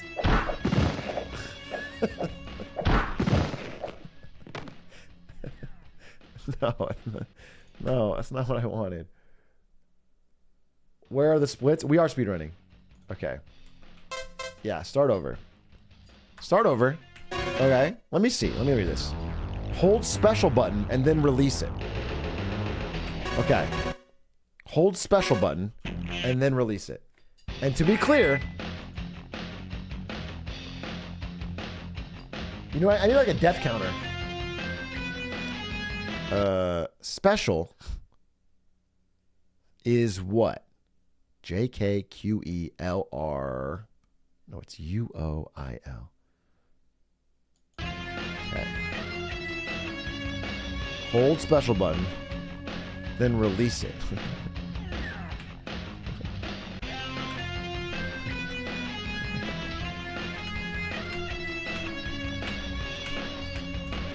I'm pressing it. I swear to God, I'm pressing it. I'm pressing it right now.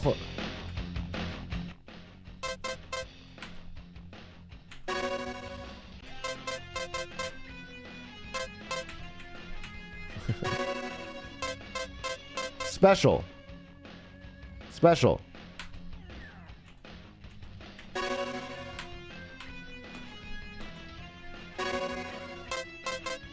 Okay. I swapped it. I swapped it to this. Maybe that'll help.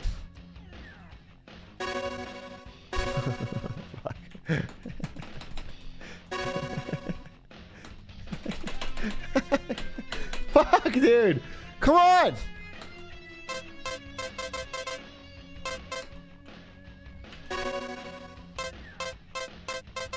Okay. Now how do I go back? Back. Okay, special. I'm pressing special right now.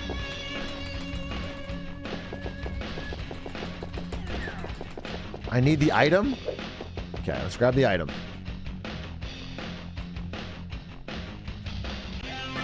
Okay. Now. Special. I'm holding it. It doesn't work. It doesn't work. It doesn't work. It doesn't work. No, I'm pressing special. This is special.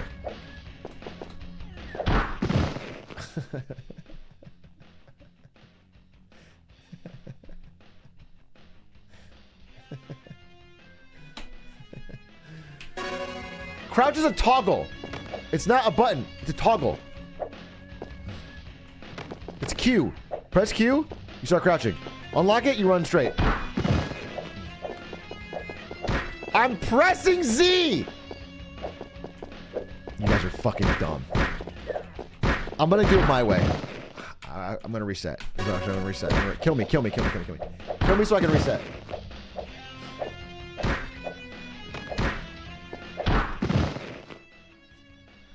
Yeah, okay, here's what I'm gonna do.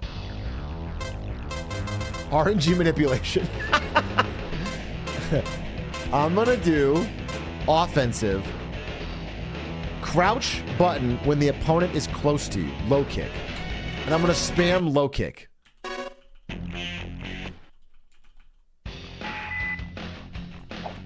Alright. Crouch. Yeah.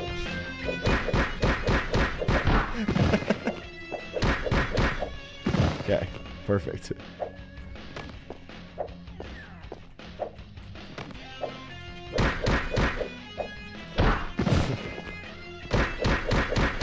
Perfect. I'm just gonna really spam it, like.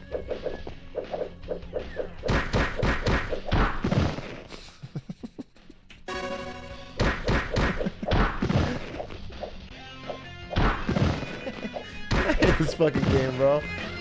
Stop telling me to play on.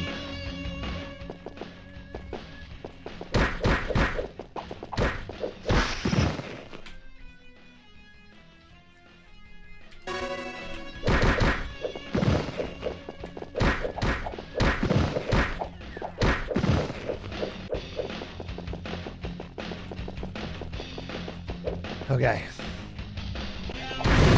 This is so winnable. 2 boxes in there now.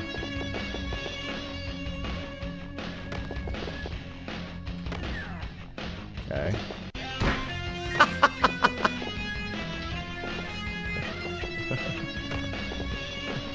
Okay. Is the cursor part of the game? No. Play on, baby. Play on. Alright.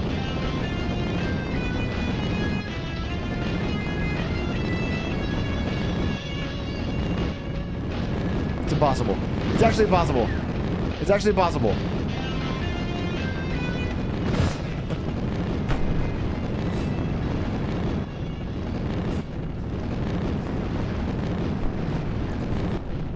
It's not possible.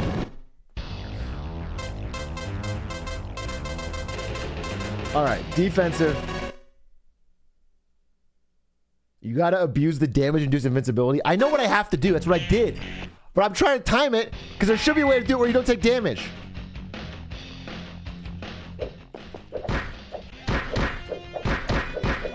The worst part of this fucking game. Oh my god, this actually blocks? This actually blocks? Defensive mode is goated?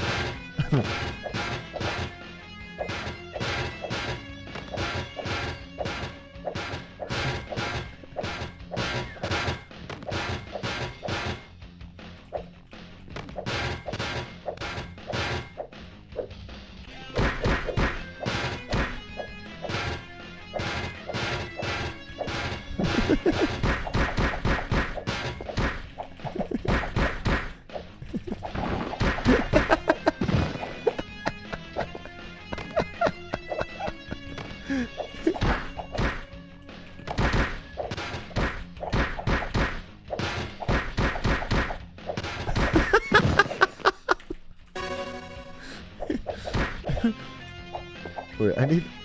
Where's my fucking kick? Okay.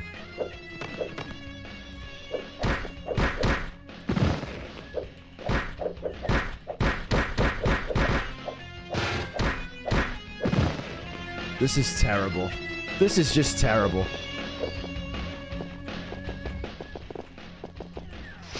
Am I supposed to be able to fucking... Oh, it's this. It's this.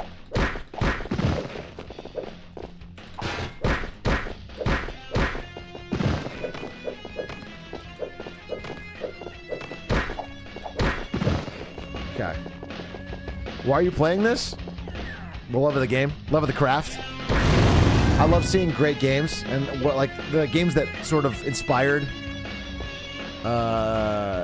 you know, games of today. A lot of developers cite this as the reason they got into gaming.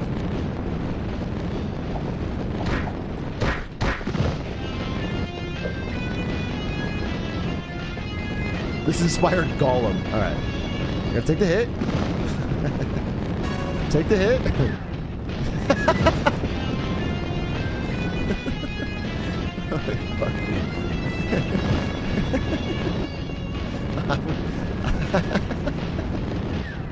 I'm actually low-key frustrated. Okay, heal, heal.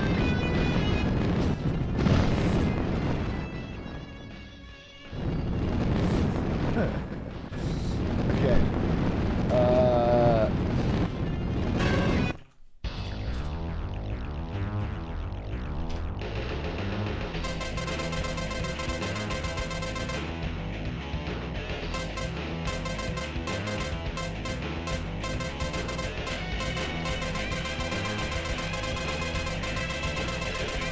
I think we can do this. All I have to do is learn the rolling kick.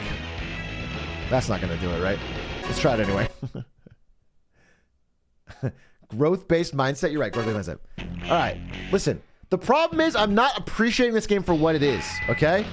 I need to give it its credit. I need to give it its due. This is the rolling kick? How the fuck is this a rolling kick? What's rolling about it? You don't roll.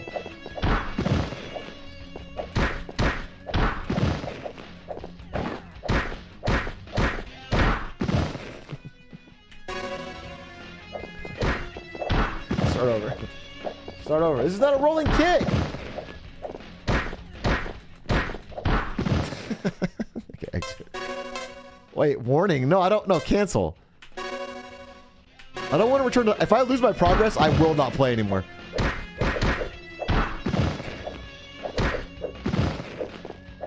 finish me off. Yes, beginning from the stage. Okay. Okay, here's the deal. Not nimble. Not offensive. It's got to be defensive, dude. That's the only one where you can block.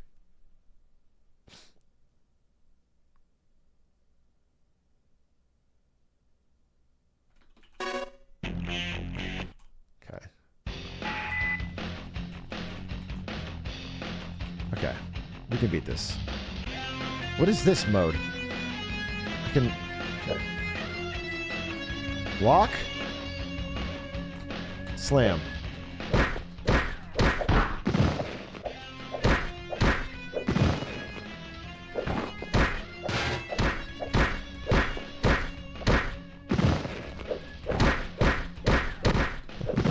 Okay. That's my best result so far. That's my best result so far. Play on, baby. Play on. It actually makes so much sense now. Play on. It's like an attitude. It's a way of looking at life. When life gives you obstacles, just play on. Grit your teeth and play on.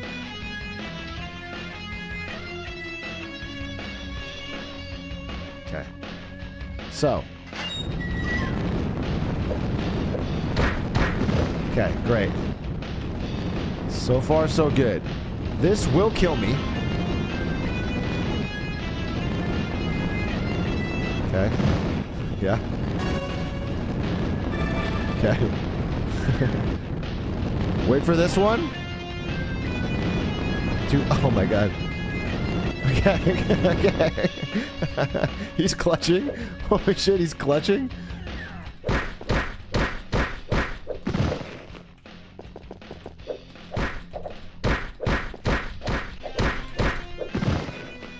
Who is this God Gamer?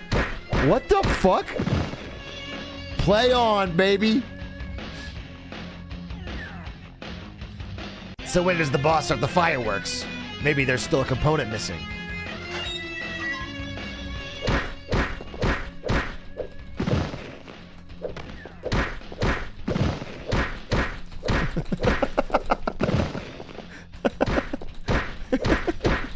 This combat is incredible!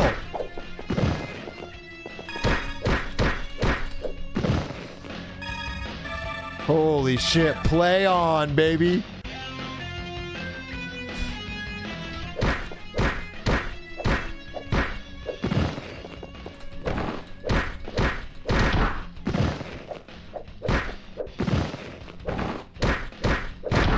It's the fucking jump. Oh, full heal. Oh, you have to save those heals. I'm getting the strategy, the deep strategy of this game. Okay.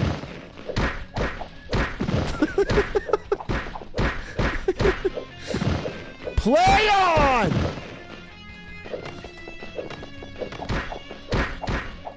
Okay. Is this a Souls-like? No. Souls games are Batman Beyond likes. Because this came first and kind of inspired the genre.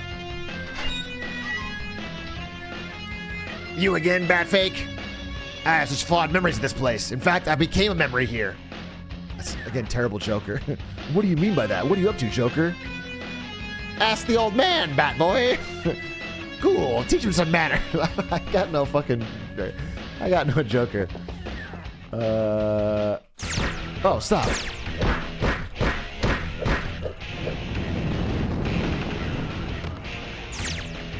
Ow. Ow. What kind of boss is this?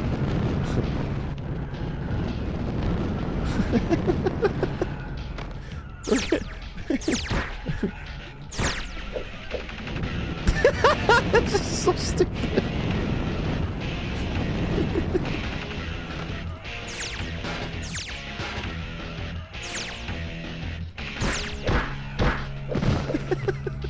Yeah! Harder than Melania, dude. Oh, Melania. Holy shit, first try? Afraid not, Batfake. What do you mean, ashes? I'm skipping. I only see the first line. You'll find out soon, brat. Ha ha ha ha.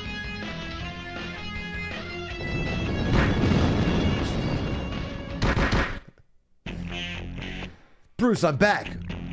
What happened? Who did this? Thanks for coming, Barbara. I don't know who to call. Yes, Joker was there. He called it his final resting place and asked Bruce why. He said that? Yes. Bruce has been acting very... Some hurts never go away. Robin was out alone one night and fell into a trap. When we realized he was missing, we preserved every underworld connection. One night, invitation by Joker, Arkham Asylum, Joker and Robin. Bruce and I were able to save him, but it was too late. Robin was never the same. Joker and altered Robin, it took a year, but we were able to finally recover. Bruce blamed himself for what happened. Tim didn't like it. Tim left soon after that. Oh, wow, what a fucking riveting story. What a tale. All right, we got a strategy. Why have a soundtrack when one track sounds good? All right, we're at Tim Drake's laboratory. Tim now leads an ordinary life. Mr. Tim Drake, I need to ask you a few questions regarding the Joker. Joker's stolen several components from the Gotham Air and Space thing. I was hoping, as a communications engineer, you know what to do with them. Mr. Drake? Sir? He's a hologram! Holy shit. Plot twist. What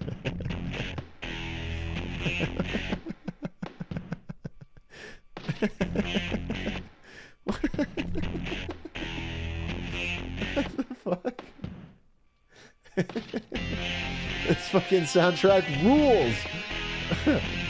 This soundtrack rules. Stay right there and you can be the first sender on the block.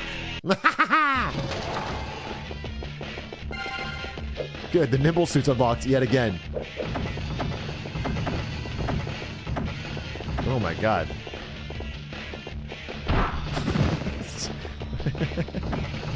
Okay.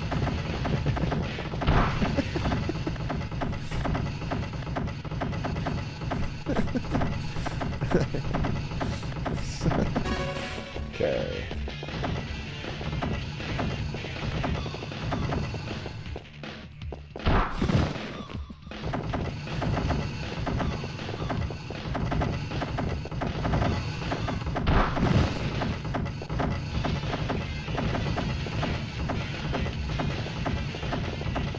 Wait, how slow do these things... That's impossible.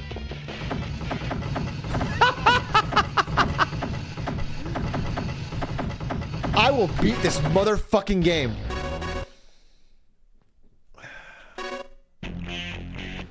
Yeah, bring it on.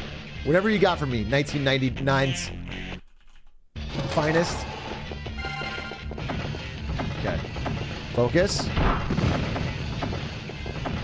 Never waste an opportunity. Dude, how slow would these go normally if they weren't 3x speed? Oh, you should not be able to push me.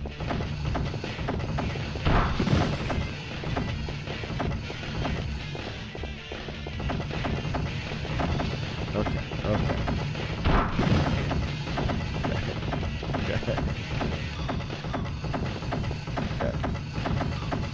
Okay.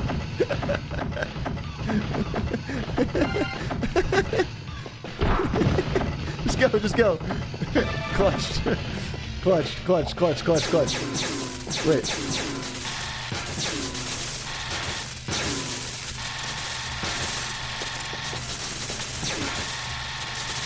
What does that mean?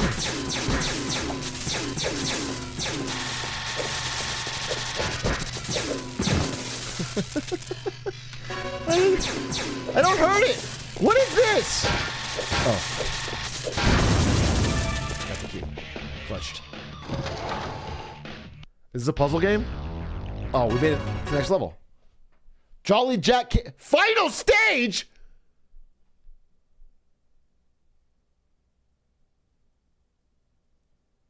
Final stage? Bro, I've been playing horribly for like 20 minutes. The game's...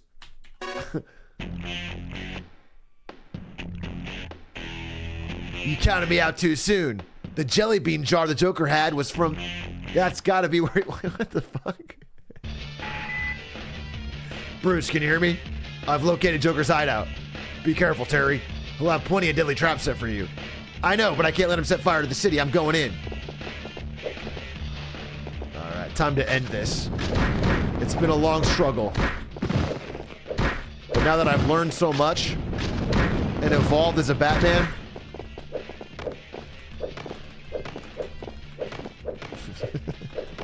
this combat is fucking awesome!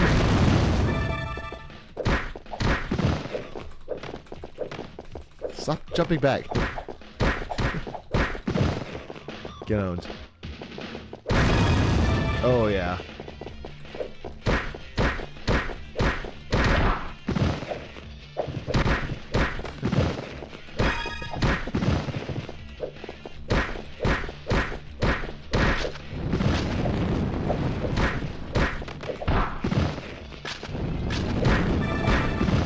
Okay.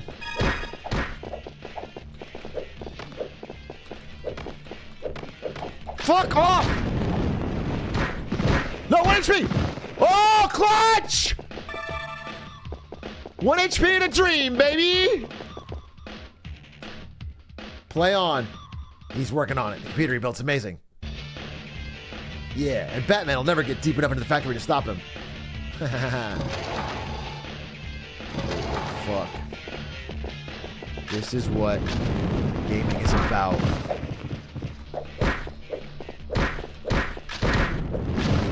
I have a life, I have a life, I have a life, I have a life. I have a life, I scream as I play Batman Beyond for the N64 in 2023. Okay. Got it. Just gotta fucking sandwich him in a corner. Oh, he breaks through! Dodge! He's clutching!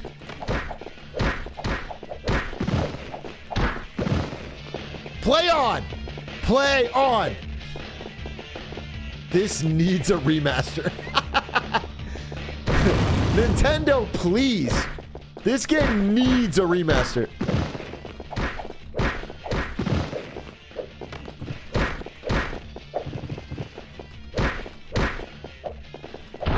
Oh, fuck.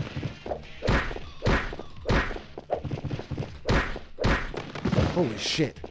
He's evolving in real time to become the greatest player of Batman Return to the Joker you've ever seen. And even though he's only got 1 life left, he's going to clutch it. I need more health points. Leave Batman to me. You'll only slow me down. Uh-oh.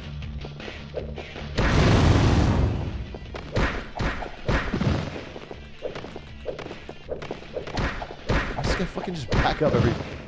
Okay, play on. Love a good play on. Summoning Salt music starts playing.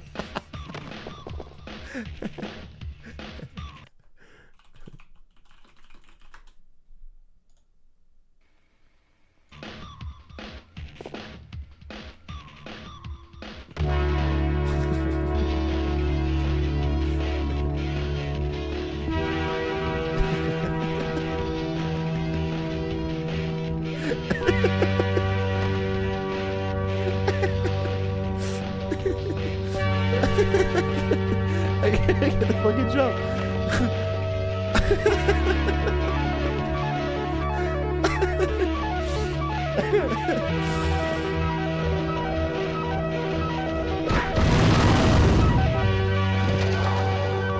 Oh shit.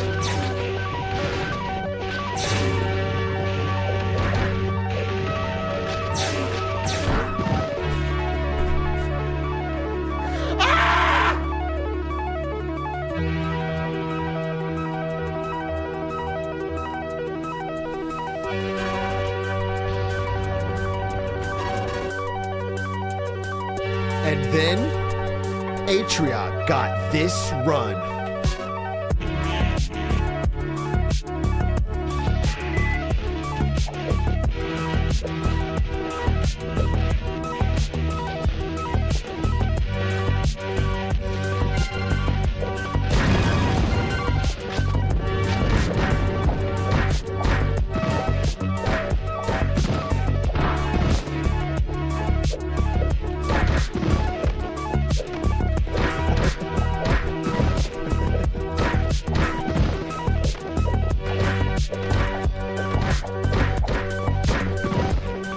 Play on. Play on.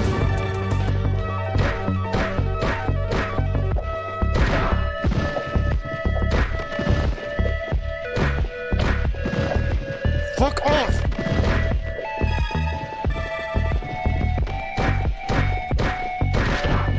Okay, just dodge the kick. That's what it is. Just dodge the kick.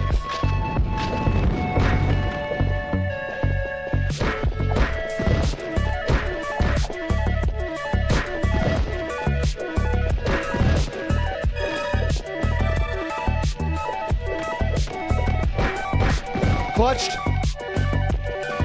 Play on. Play on. Fuck off? No. Play on.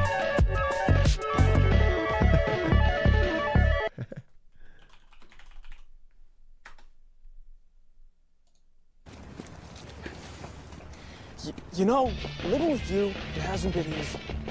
People see me, but they think of you. Now with all this going on, this is gonna be worse than ever. It don't have to be. No, sure it does.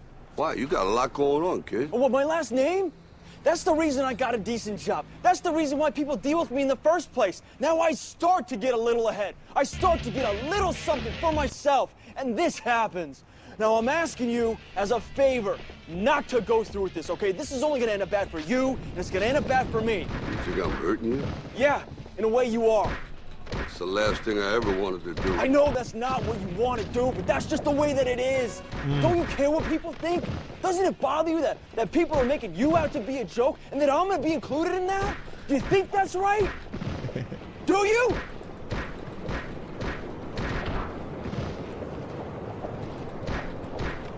You ain't gonna believe this. But you used to fit right here.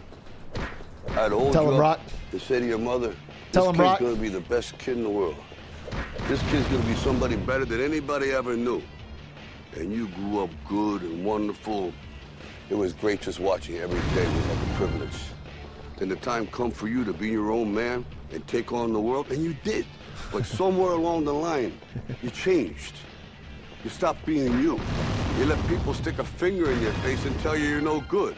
And when things got hard, you started looking for something to blame, like a big shadow. Let me tell you something you already know. The world ain't all sunshine and rainbows. It's a very mean and nasty place, and I don't care how tough you are, it will beat you to your knees and keep you there permanently if you let it. You, me, or nobody is gonna hit as hard as life. But it ain't about how hard you hit. It's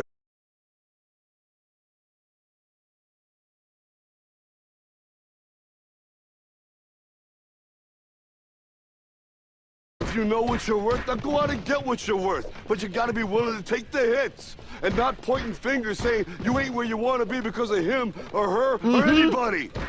Cowards do that, and that ain't you. You're better than that.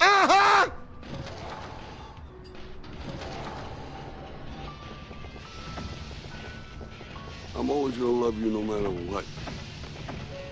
No matter what happens. You're my son, you're my blood. You're the best thing in my life. But until you start believing in yourself, you ain't gonna have a life. The fuck? Don't forget to visit your mom. Clutch it, clutch it. Clutch it, Atrioc, clutch it. Clutch it. Just run. Batman's coming this way. Where's the...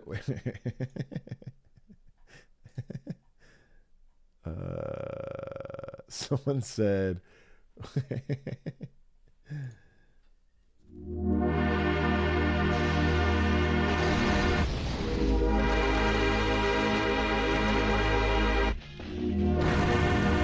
Atrioc was on an insane pace. An unheard of 20 minutes. The entire community, the massive Batman Return of the Joker N64 community, was in his chat, watching with bated breath to see if he could finally break the heretofore unreachable barrier of 30 minutes before wanting to throw yourself off a bridge playing this game. He might be the first person since 1999 to complete it.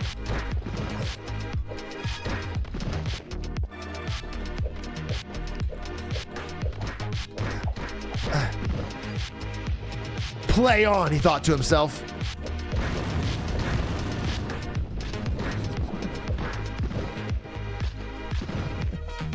Okay.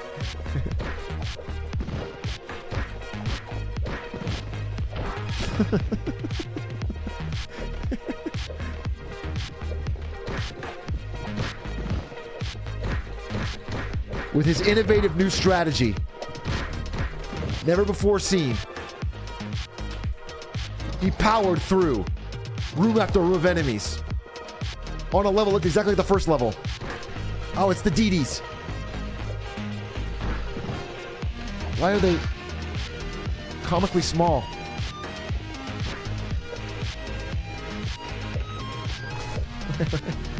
How do you hurt them?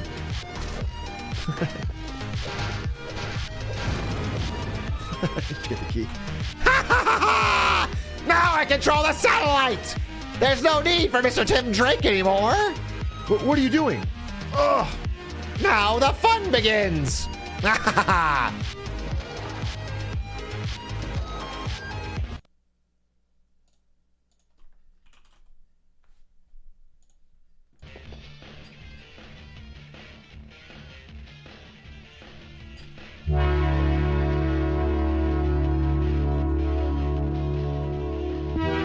Snap out of it, Drake!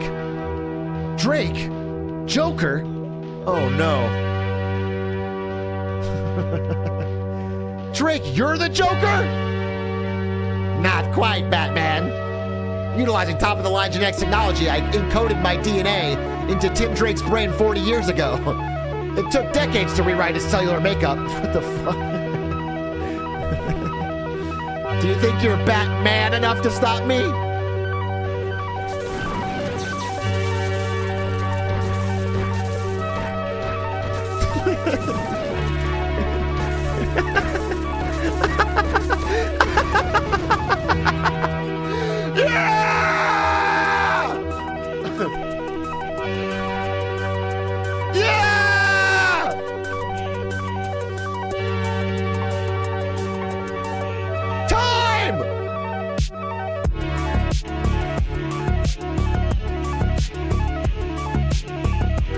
I should be. You saved something precious to me, Harry. Thank you. What can I say? Being Batman gives me a chance to make a difference.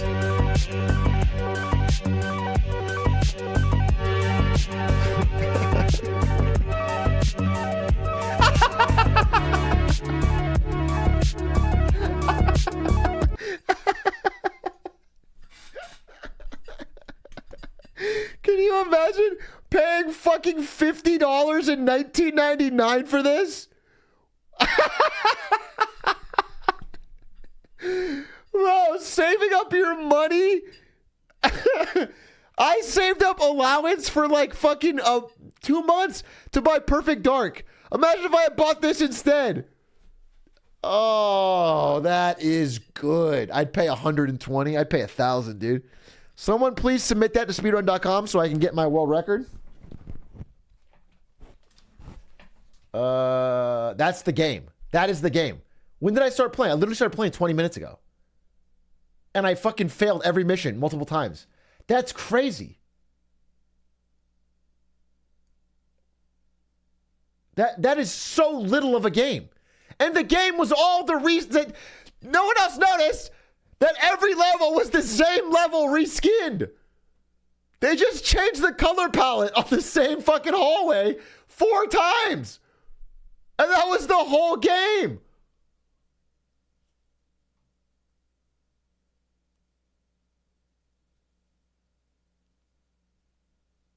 Why fix what isn't broken? The final boss, the Joker, was defeated by spamming spacebar. Like 7 times. I just ran at him and spammed spacebar. It had fucking 1 song on the soundtrack.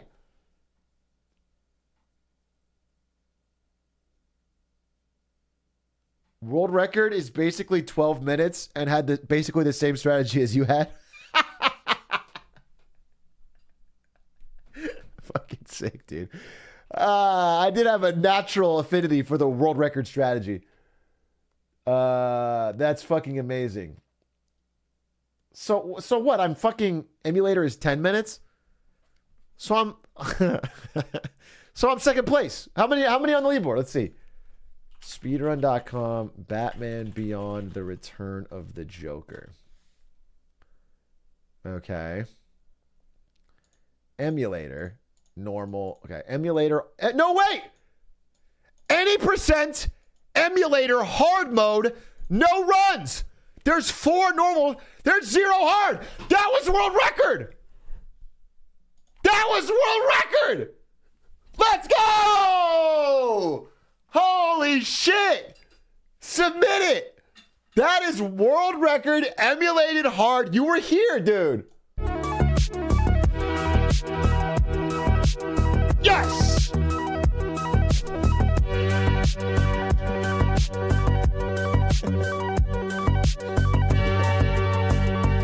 Holy fuck!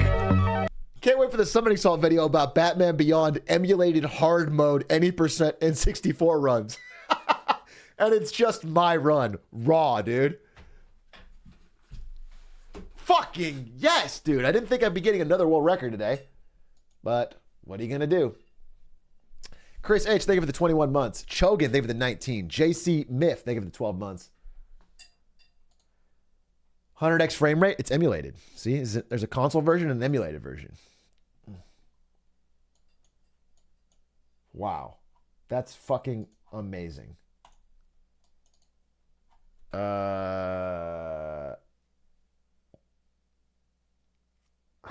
Maybe the Batman Beyond movie with Michael Keaton got canceled because it couldn't match up to this game. Probably. All right, well, let me see what it looks like on normal. This is a 10-minute run from 3 years ago. 3 years ago. Okay.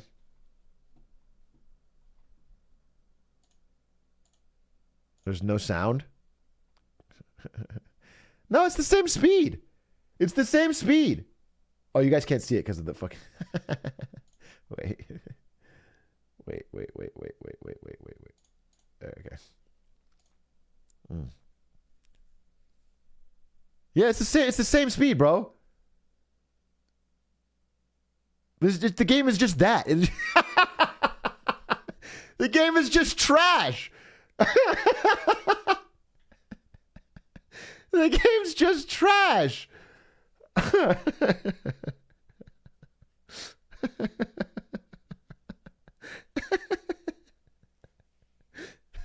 game fucking sucks, dude. Oh, wow. All right, let me see how... Yeah, I want to see how he does the fire... Wait, he just runs through the smoke. He just takes the hit. It's faster than jumping. Okay, if the world record gets hit, there's actually nothing you can do. If the world record just gets hit 3 times, there's actually nothing you can do. You literally just walk at them and press a button. That's the strategy of the game, is to walk at the enemy and press the kick button.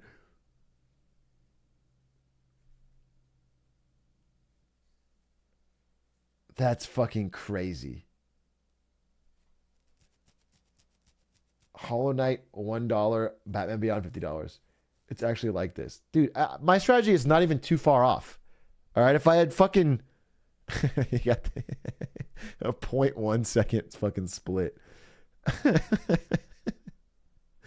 Gold. Love seeing gold. Let's see how he fights the Joker. I feel like...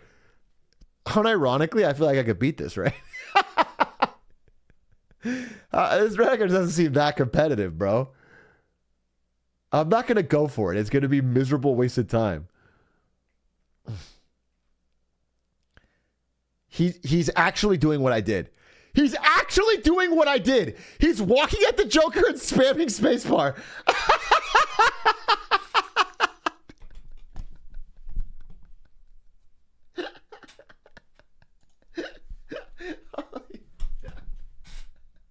I'm a natural, bro.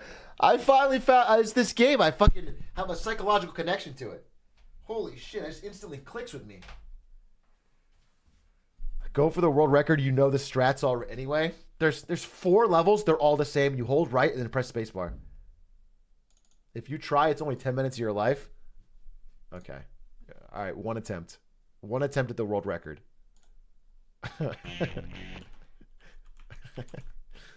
Well, actually, no, I can't. Because at the very least, this guy knows where to go.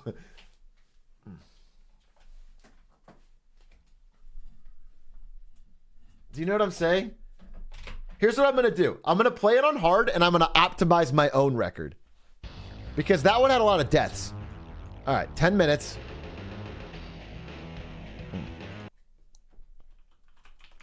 Okay.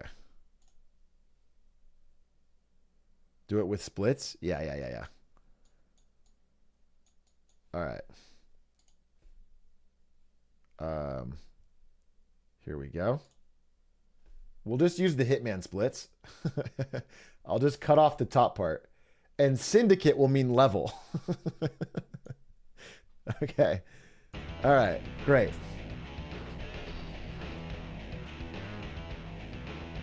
Cool. No, I don't want normal. No, restart.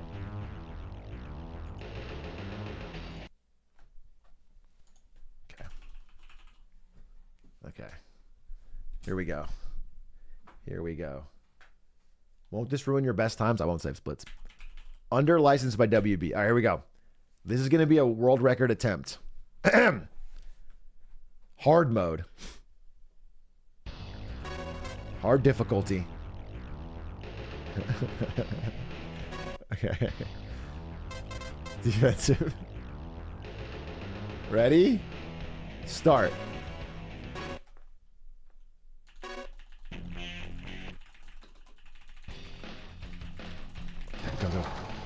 Go.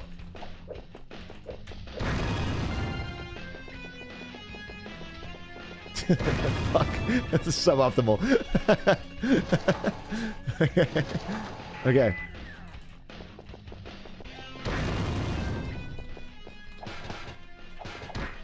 Wait, it's not.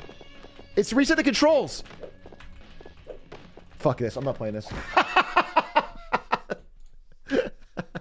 I'm not playing this. I'm fucking done. Submit the other one, dude. Submit the other one, dude. I'll take a fucking 20-minute time. This is crazy. What a fucking waste of my time. What an insane waste of my time. I can't imagine. I don't know what I was fucking thinking. I don't know what I was thinking, dude. All right.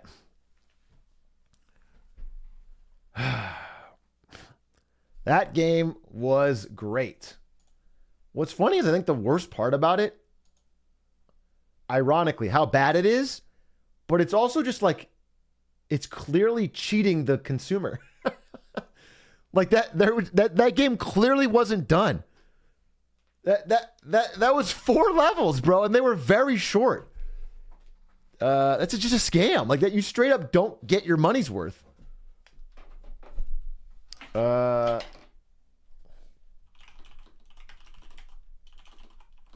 me just make sure. Wow, to buy this game right now would cost you $375 new.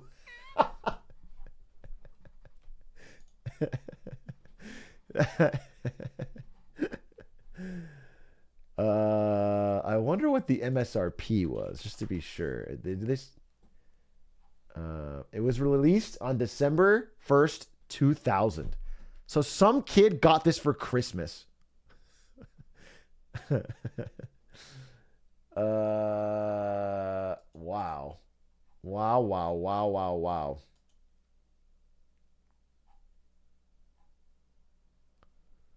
This is, wait, what is this? There are some times in retro gaming where you come across an old title that wasn't appreciated at the time of its release and find that, free of the constraints of the contemporary, the game was really a diamond in the rough, a classic before its time. This is not one of those times. The game, it was dull then and it's dull now. The gameplay is unremarkable and there aren't any endearing traits to it. Batman can change between 4 different suits, but I could scarcely tell the difference. Noob. Doesn't even have a world record, bro. Doesn't even have a fucking world record. The enemies are repetitive as hell. The controls are not bad by N64 standards, but it's just button mashing. Okay.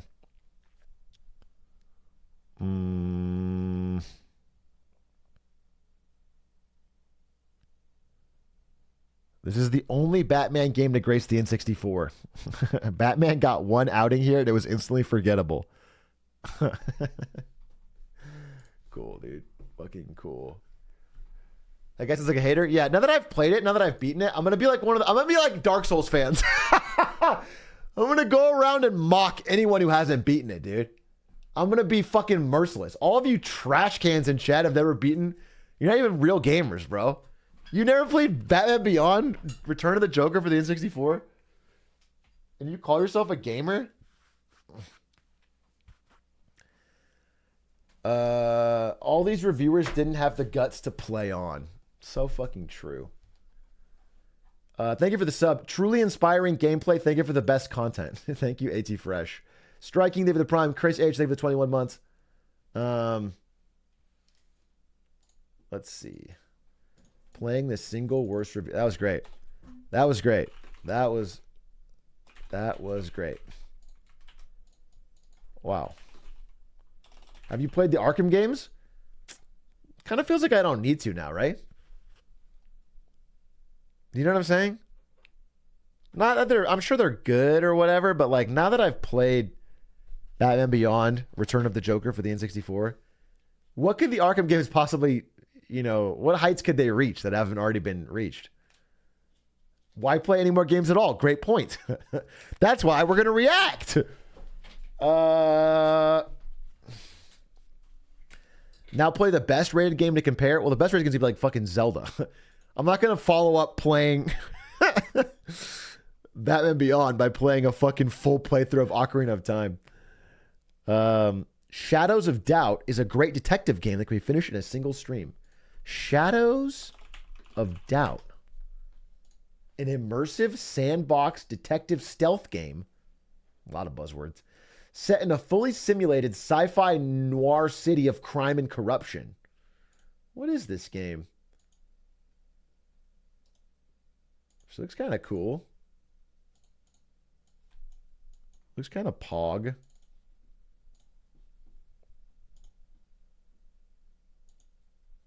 But not today, right? I mean, I'll probably need a full stream to play this.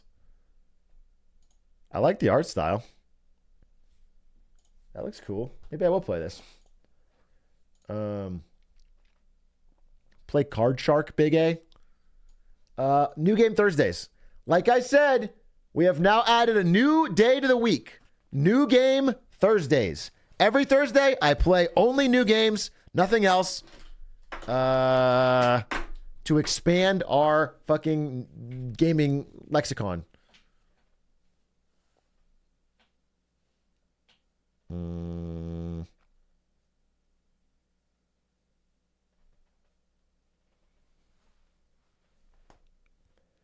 What do we do on Tuesdays?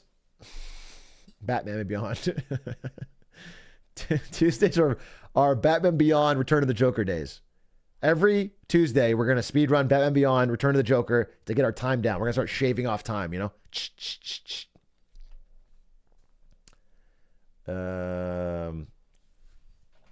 Terry Tuesdays. Yeah, Terry Tuesdays. Rolls rapid tongue. I can just man, that game sucked. I'm blown away. It was much worse than I thought it would be. I legitimately, because I've played Superman 64 and that game is bad. But it was like a full game. There was bosses and stuff, and most of it was swimming through ring or flying through rings, so not great. But that game was truly 4 reskinned levels.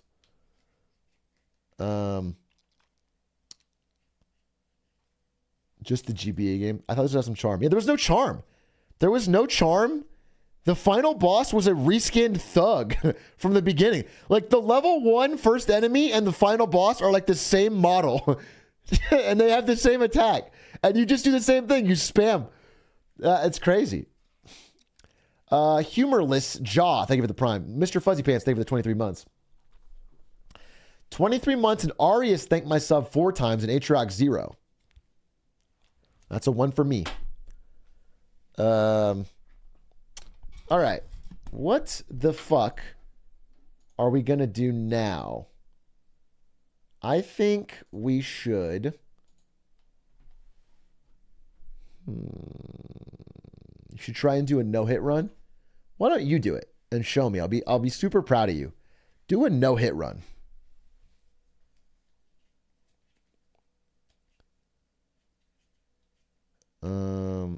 Atrioc should watch Ghetto Smosh. I don't really want to do that. Hitman Peepo Shy. Nobody's beaten it yet. I'm waiting on the time. 1K bounty for a no-hit run. I'm not putting that up. So don't do it expecting a 1K.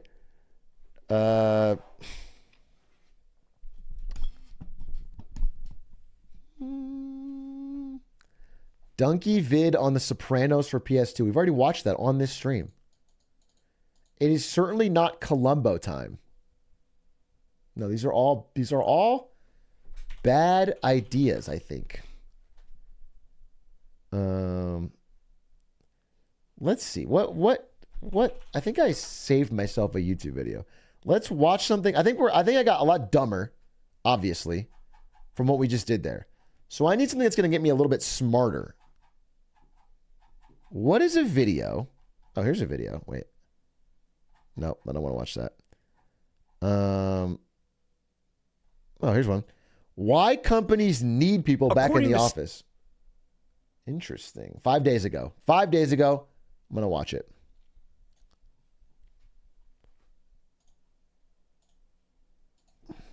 Get Smarter Tuesdays.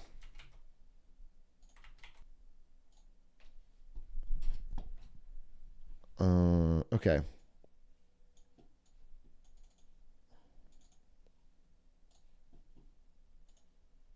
Study after study, working from home leads to more efficient workers, less staff turnover, higher quality work, and it's cheaper for the business and its workers. So why the f do so many companies want people back into the office? The days of working from home are fading for more employees, now being called back to the office. Before COVID-19, high-tech companies were already... It is true that the numbers are starting to go back up. I know that New York recently crossed 50% office space occupancy for the first time since COVID started. But SF and another major metropolitan area, maybe Chicago, are still under 50%. So most offices are, more than half of offices are empty. Oh, wait, there's a fucking live split. Already experimenting with the advantages of remote work. A peer-reviewed report from an unidentified NASDAQ-listed company ran a trial where half of their call center workforce was randomly selected to work from home and the other half would remain in the office. What the fuck is a 16,000 employee Chinese travel agency? C-Trip. C-Trip.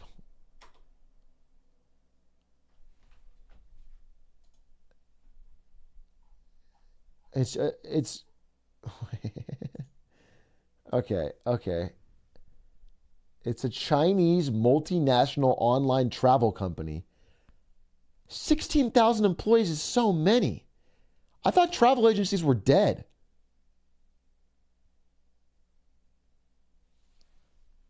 Wow, what the hell?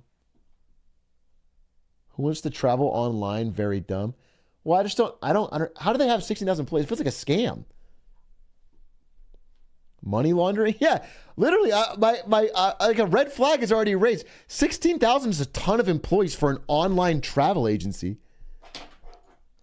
The group given the opportunity to work from home had higher customer satisfaction, took 13% more calls, and suffered 50% less staff attrition, which is a big issue for call centers which typically struggle with high staff turnover. A follow-up study done on workers in a wider selection of roles including finance, marketing, and software development had similar results. They compared staff working full-time from the office with staff working hybrid schedules from home and the office. That study found that hybrid workers were 8% more efficient at their jobs and had turnover rates 35% lower than staff working in the office full-time. If businesses want to get the most out of their workers... Is anyone hybrid right now? Like, do you go into the office 3 days a week?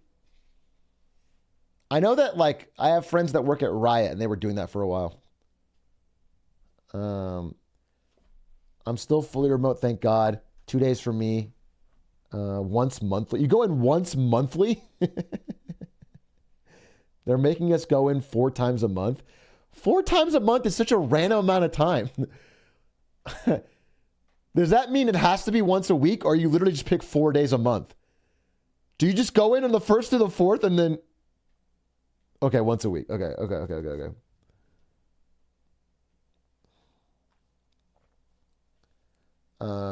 My dad's work has been adding 1 day back at a time, and he gets sadder and sadder.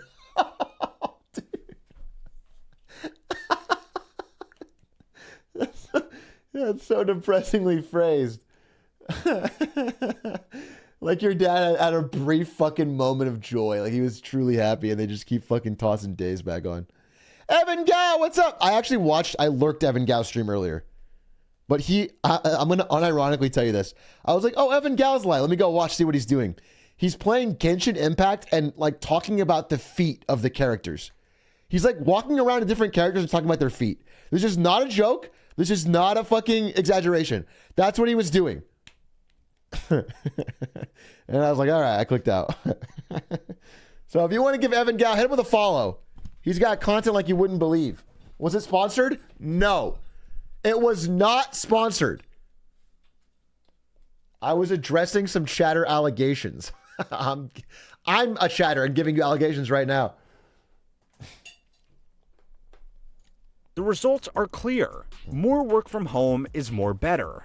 Working from home is also cheaper for the business. Companies that want all of their workers in the office will pay more for utilities like electricity, maintenance, security, and internet that workers would happily provide themselves if they were allowed to work from home. True. It's rare that companies turn down better results for less money. But in this case, there are 4 reasons that more are demanding their staff come back into the office. The first reason is that a lot of companies are not doing so well right now. Yep. Interest rates are high, investors are not throwing money around like they were in 2020. I mean, definitely for some companies, it's a stealth layoff. Because they know people moved away and they're not going to come back to the office. And so if they make it mandatory, they can stealth lay off people by having them quit. This is pretty common. This is definitely one of the ways. For now, Frosty, thank you for the prime. Microsoft is doing that. Yeah, a lot of tech companies are doing this where they don't have to do layoffs, but they're mandatory return to office. Companies need to make cuts. The easiest and largest ongoing expense for most companies are their employees. If a business is getting less work than usual, laying off staff is a prudent business decision. If a business can cut expenses at the same rate as lost revenue, then it may be able to maintain profits to keep the shareholders happy. If a business is making less revenue, then it also means there's less work to do, so it just won't need as many staff. The problem is that laying off staff signals to the market that the company is struggling, which can affect the share price, make it harder to generate new business, and make it harder to hire new staff in the future. Nobody wants to work for a company that lays off a lot of people on a whim, and customers don't want to work with a company that looks like it might go out of business. What companies really need is a way to get rid of staff without formally laying them off. Business leaders have already seen the studies, and they know that forcing people to work from the office leads to higher staff turnover, which in this case is exactly what they want. But at some point, you've got to make a decision to say, look, this is our policy. You have to return to work and be Pre-watch? No, okay pre-read, with dude. This is what I've been I talked about this on Marketing Money like fucking months ago. People been doing this. You can trade money for... Wait. Chan Dad, thank you for the 15 months. Idea that some employees may say, well, if that's the case, I just can't work for this company anymore. Investment banks like JP Morgan and Goldman Sachs would... Wait, Atrioc, Tesla straight up did not have enough desks for the people they hired over COVID. Yeah, Tesla did this for sure. Have seen declining revenue from less corporate deal activity. Theoretically, what if a remote worker that has never been to the office hired an actor to show up for them? Okay, but... Okay, if you're gonna pay them to show up and do the work at the job, because otherwise you get fired, you're going to have to pay them basically the salary that you're making. Do you understand? So what you're doing is you're just contracting out your job for like the same price. Not just less. Work from home and they just pretend. But what if they go to meetings and stuff? They have to talk about, what's the job that you're talking about? Like, I couldn't have done this. Most of my job was like pitching and going to meetings and talking to, like, how would I fucking do this with an actor? It wouldn't make sense. You brief them? Well, then I'm doing the job. They're actors. They can figure it out. I think, you know, the people used to do the reverse of this, where somebody would be in office, but they hired like workers in the Philippines. Like that guy who hired someone in like the Philippines to do all his coding for him. He was a programmer that never coded. He just hired somebody and he basically did nothing all day at work for like many years. And then they finally found, because like the IP was being accessed from a foreign country for a long time. Which is kind of crazy. And so he just siphoned, like he took the difference. He just made the difference as a paycheck for fucking long time. Are forcing all of their staff to return to the office full time. Their official communications stress the importance of face-to-face interactions with clients and coworkers. Senior. Let's see if I can find that. Programmer hire.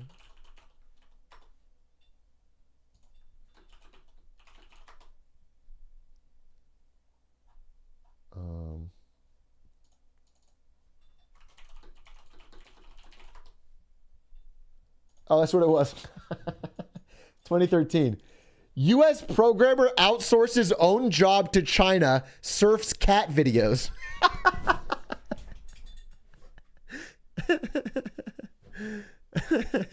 Which is worse because he worked for U.S. critical infrastructure company. So there's also like a national security concern. Referred to as Bob.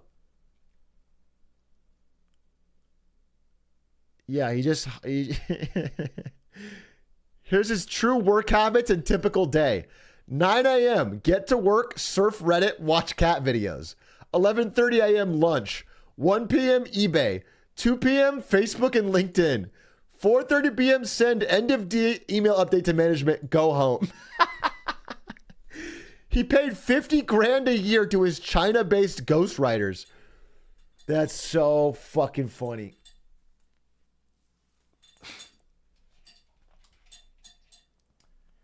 I'm sure all of that data was harvested by China too. How much is the difference? Well, I'm assuming he's like a highly paid kind of senior guy. If he made like 150, you know, maybe more, maybe fucking 200. Pockets the difference, does no work all day. Insane. He paid them 20% of his salary, so he made 250? Jesus. Investment bankers from both firms, who love to talk about how much harder they worked when they were analysts, accidentally said the quiet part out loud when journalists contacted them about their firm's decision to bring everybody back. A senior manager at Goldman declared to the Financial Times that Goldman does not want to hire people for whom the most important thing is how many days they have to spend in the office. At the moment, this plan could backfire for businesses. Unemployment is still low, and it's easy for high-performing employees to find a new job. So managers using this tactic need to be careful, or they will be left with nothing but their worst employees. An easy way to get rid of staff without the bad publicity is just the first reason. So it's time to learn how money works to find out why you are going to be forced back into the office even if it makes no business sense. This week's lesson was sponsored by Blinkist. Blinkist is a handy app that simplifies multiply video. Despite all the advantages that working from home offers, is that they are exposed to real estate that is becoming useless. Everyone's saying, you gotta come back to the office now. It's just like, it's all just giant propaganda to keep the real estate, commercial real estate market. Oh, no. I thought Linkus was in chat. You guys just said Blinkist and thought it was Linkus. You really got my hopes up, bro. It doesn't even sound the same. There's a B. So fucking stupid, bro. Get up. The value of office. A Blinkist is when Linkus hits the Blinkerton, dude. That's a Blinkist, and it did not happen. So you're calling it too early. buildings has slumped as people shift to working from home, which is a problem for the companies that have risk exposure to that market. Around 30% of major public companies in America own the office building they are headquartered in. This real estate represents a major asset on the balance sheet for those companies. NVIDIA was pretty chill about this, which is, it was unfortunate for them because COVID happened right as NVIDIA built like a brand new fucking $20 million headquarters. Like they built it. It was in use for like a few months, not that long. And then they built a duplicate, bigger one across the street expansion. And then that was halfway under construction when COVID happened. So they finished it and no one went in. But NVIDIA never did return. I mean, it still hasn't really done return to office.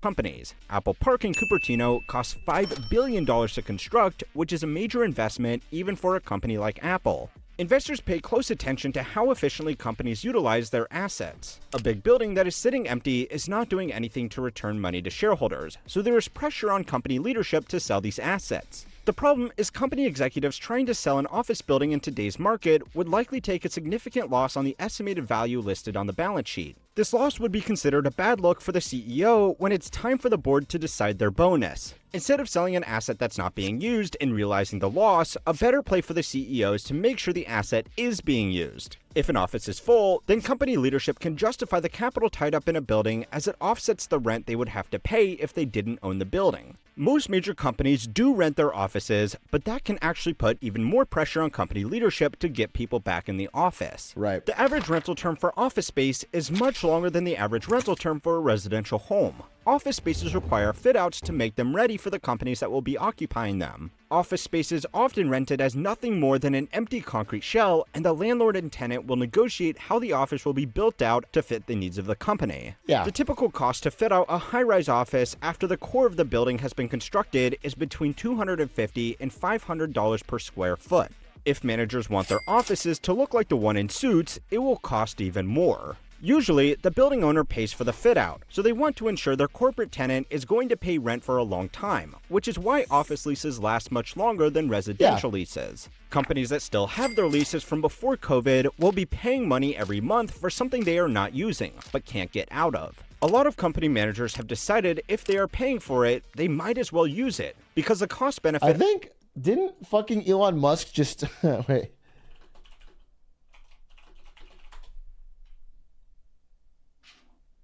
Yeah, Twitter doesn't pay rent.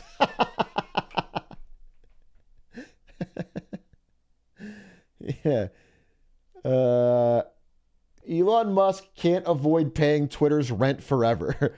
Stiffing the landlords will be costly in the long run. Wow, based Elon, dude. Taking on the landlords. Yeah, they just stopped paying. They don't pay in that office, and they're just hoping no one fucking squatters' rights of working from home disappears if the... But what's funny is like the office isn't even empty because Elon Musk did mandatory return to office. So like they are using it. He's just not paying for it. That's funnier. It is funnier that it's not even empty.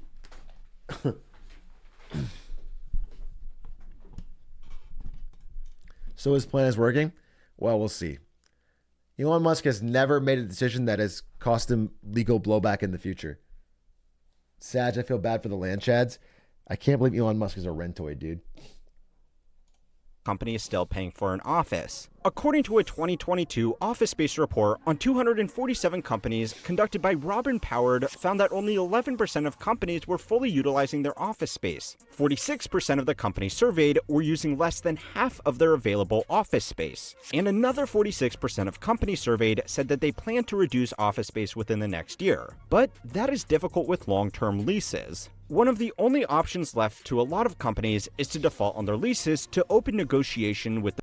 Why didn't Elon just pay the $1 billion fine? Just I have a video on it, but quick refresher is that he could not do that. That was not an actual viable option. The $1 billion fine was if there was an act of God that prevented basically the banks from funding his debt-fueled purchase of Twitter. That it was he could not pull out. Once he had signed the deal, there was no money to get out of it. He had to pay for it, which is what he had to do. He tried with the bots thing. He tried everything, couldn't get out of it, had to pay $42 billion. It's now worth something like $13 billion, $30 billion vaporized. How much do you think you can sell it for now? Yeah, they found that out. Twitter. Yeah, here it is. Fidelity just had to value, because I think they had a small stock in or something. They had to value it. So they valued it $15 billion overall. Okay. This is a little bit ago. This is May. So 15 to 44, $29 billion vaporized. The building's owner. Some perfectly healthy companies have started to do this to try and get rid of a major ongoing expense. Banks are another group with significant exposure to office buildings. 3.8% of Wells Fargo loans are secured against commercial office space. This represents $37 billion in loans, or roughly a quarter of the company's market cap. Banks are under pressure to make sure that offices remain the standard working environment, or they will need to do. I mean, they don't have any real leverage. Like, the banks can't force you back to office. But this is a huge problem happening right now that is like a scary undercurrent of the economy, is that so many banks have these gigantic commercial real estate loans for buildings that are now worth like a third or less of what they were. And everyone's afraid to mark them at their actual value because it would just fucking collapse the already shaky balance sheets of banks. Significant write-downs if defaults continue. The third reason that companies are pushing people to come back to the office is because the power that an office can give managers. And a lot of that has to do with employers starting to pull back, starting to say, does any of this money actually exist or just in theory? Do you mean for the Elon thing? He literally paid $44 billion. That wasn't, he get like it minus $44 billion in the bank account.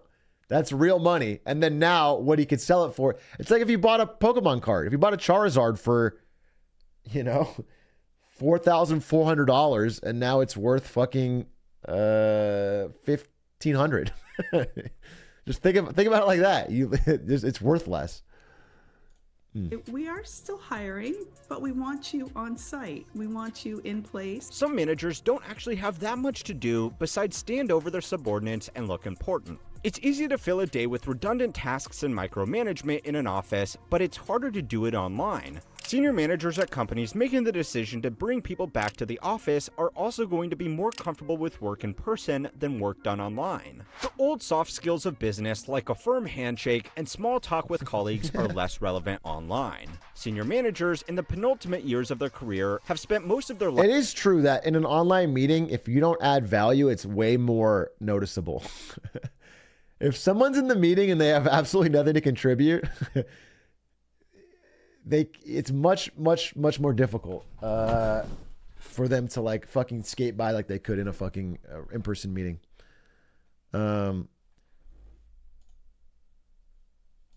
Lives learning how important these skills are, and for many of them, it's how they got to their level to begin with. Straight-laced, old-school business managers are being confronted with a new work culture of online team meetings sat in by someone in their bathrobe and a co-worker's cat. Professional office culture is something that managers use as a powerful tool for extracting the most out of their subordinates. People stay late at the office to get extra work done, in large part because they know sitting at their desk in the dark hours after everybody else has left is a good look and demonstrates to their superiors that they are willing to make sacrifices for their career. If, on the other hand, you are someone that works from home, you won't get nearly the same recognition for working on something after hours, because you are sitting around at home in either case anyway. A large motivator for upward career advancement in the past has been the perks that come with senior management in a corporate role. If you come into work every day and sit down at a shared desk in an open plan office that has no privacy, where you sit shoulder to shoulder with noisy colleagues, you would be willing to work extra hard for a promotion if the job gave you your own office with walls and enough room to stretch out without annoying your neighbors. According to studies by McKinsey, the Incentive Research Foundation, and Princeton, non-cash incentives have more of an impact on long-term work motivation than cash incentives. Interesting. So even though we all say that we would just prefer the extra money, the science says we wouldn't. The research has presented 4 reasons why. The first reason is that non-cash incentives are easier to see. Every day you go into work, you will see an executive's private parking spot, their large office, and their personal assistant that fetches them coffee. If a company just paid that executive more money instead of offering them That's visible interesting. work. I mean, I don't have a wide enough scope here, but like Twitch and Nvidia both had no offices for senior. Like nobody had offices. Like my boss and boss's boss were next to me. It was all close. And Jensen Huang strolled the halls, bro. And I never thought. It's weird to think. I think it would be bad to do it the way where you're not getting paid more and you're getting more of like a parking spot in a fucking office. It's kind of sad. That's depressing. That's like such a small thing compared to more money. Place perks, you would never see their big house or retirement savings, so you would be less career motivated. The second reason is that non-cash incentives are easier to talk about. If you get given your own corner office, it's easier to talk about than a large salary increase. Workers should talk about their salaries more, but there is still a taboo about it, which company management is more than happy to keep in place. So for now, people get to brag about their new office more than their big bonus. The third reason is that while people say they would prefer extra money, it quickly becomes their new normal and the higher income level becomes their new expectation. Do you remember what your salary was 10 years ago? Probably not. Yes. But you would probably remember where you worked.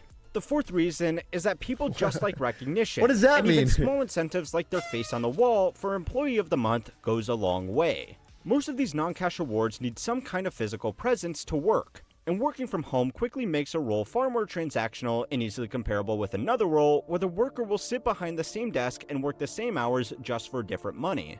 Additionally, since most of these perks Bro, the greatest perk of all time is a shorter commute, which work from home crushes. There's no better perk in the world than a short commute. It's the best perk of all. So like, that's why everybody likes work from home.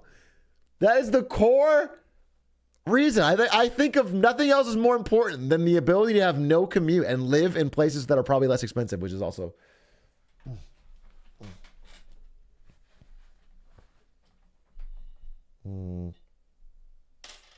The one problem with work from home is that you're always at work. No, you're always at home. No, that's dead wrong, bro. No, but that's not true.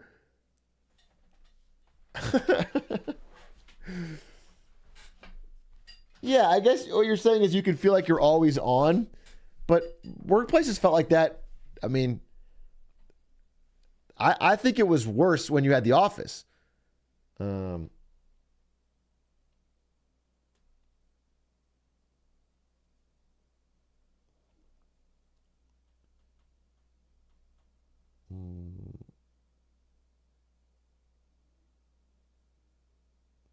There's still a benefit to psychological. It depends on the job.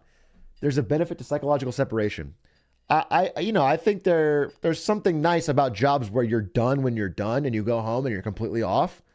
But like if a job is requiring you to work all the time at home, it's going to be the same if there's an office. They're going to call you off hours. People like I'm just going to tell you, Nvidia around launches had a very difficult work culture around 20 series, 30 series, 40 series launch.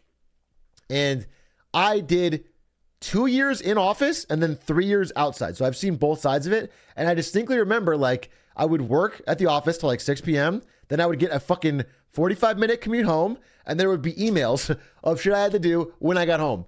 And it would be doing that at home. So but at home, like when it was no office, it was way easier to manage your day, not have any commute, take little breaks, get a snack. It was, Outlook. You guys remember? Dude, for like years in the stream, there would be Outlook pings going off every 20 minutes, the whole stream for years. And people would spam work. It happened all the time. Okay? So I don't know. I don't see the difference. I don't see how, like, the only different part was that I had enough free extra time to actually also stream, which I could never do if I had to commute 2 hours a day.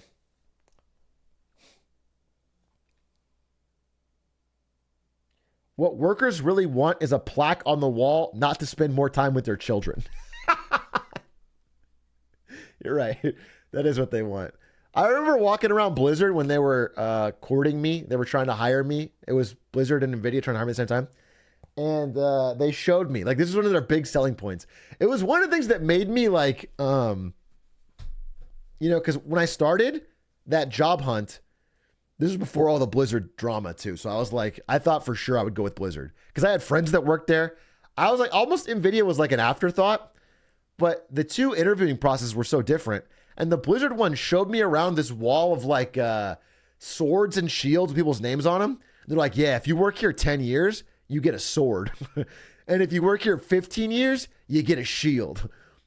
And I was like, all right. Fucking cool, but like, that's not, I don't know. Like that's not a major selling point. And they made it out like that was the biggest fucking deal. They made it out like that was the big, like, I don't know. It was a real big, and also like flash forward like 6 months from that meeting, they did mass layoffs. So like how many people that were like fucking a year away from their fucking shield got laid off? If you work here 20 years, you get Overwatch PvE.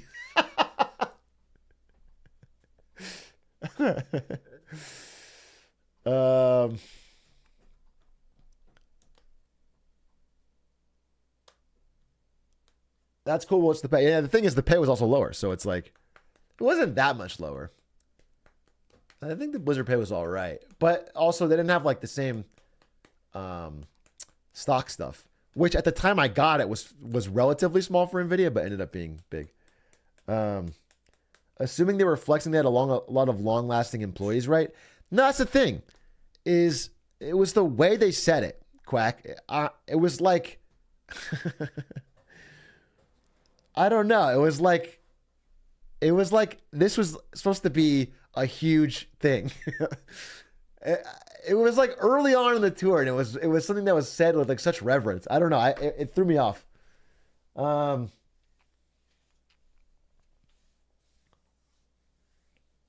Also, with company offices in downtown, the company gets a tax cut from the city when the employees come into the office, since the employees stimulate the downtown economy.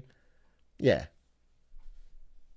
To senior managers in a business, they are more likely to want to return to work themselves and make the same decisions for everyone else. According to a study of 10,000 workers in the summer of 2021, of executives who primarily worked completely remotely throughout the pandemic, 44% said they wanted to come back into the office every day. Just 17% of their employees said the same. It's nicer to go back to a comfortable office that you oversee than it is to go back to a shared desk that gets micromanaged. Managers are also just people, and they are more reactive to negative news than positive news. A manager is more likely to remember that one employee that played video games at home all day when they should have been working than they are to remember the hours saved by cutting out commutes for their entire team, leading to small incremental improvements. Yeah, true. When surveyed, most managers believe that working... I mean, I just hate the whole idea of, butt in seat for X hours equals productivity. I think everybody, I don't think this is just me, I think this is a generalized thing, is people feel way more valued when they're sort of graded on the actual result of their work and not on like the time you put into doing it.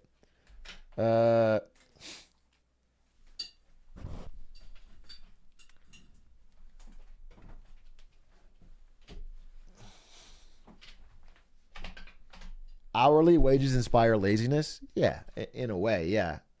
Yeah. I feel like it's a silly old mentality. Yeah, but it's like very common among management. I was playing Street Fighter 6 with my manager during work hours last week. You should be fired. I can't believe you admitted that to me. You are literally stealing your corporation's money. Where's Quack's sword? He has a few more years. Whenever I hire an editor, I tell them, listen, if you edit for 10 years, you will get a sword. We don't pay, but that sword is going to be fucking valuable. And no one's ever got one? Yeah, you're right. No one's ever got one. No one has the fucking gumption yet. Jacobs, thank you for the prime. Eel Enthusiast, thank you for the prime. Willie Bum, thank you for the prime. Yeah. From home had a negative impact on their team's output, even though the data suggested exactly the opposite. The use of employee monitoring software has increased by 66% in the fall of 2021, and even as workers— Dude, does anybody have this? I had not seen this. Thank God NVIDIA didn't do this, but my brother's fiance, I was just hanging out with her over like Christmas or whatever, and she was talking about how like she has to move her mouse every fucking 5 minutes or whatever, because it checks to see if she's active at her PC. Like if she leaves her PC, they know and it flashes red and she can get in trouble, which is fucking crazy. So I bought her for Christmas this fucking automatic mouse jiggler. It's like a pad you put your mouse on and you set the timer and it just moves it. It's fucking awesome, dude. She loves it. It was a fucking great gift.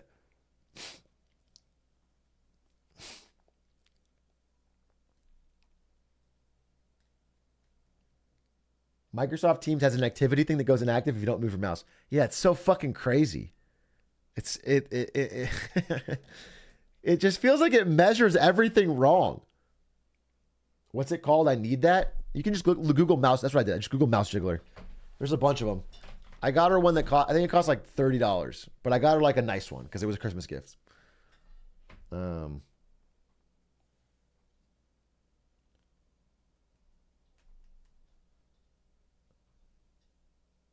My laptop locks after 5 minutes, but if I leave a Zoom meeting open, it doesn't. So I'm in a Zoom meeting with myself all day.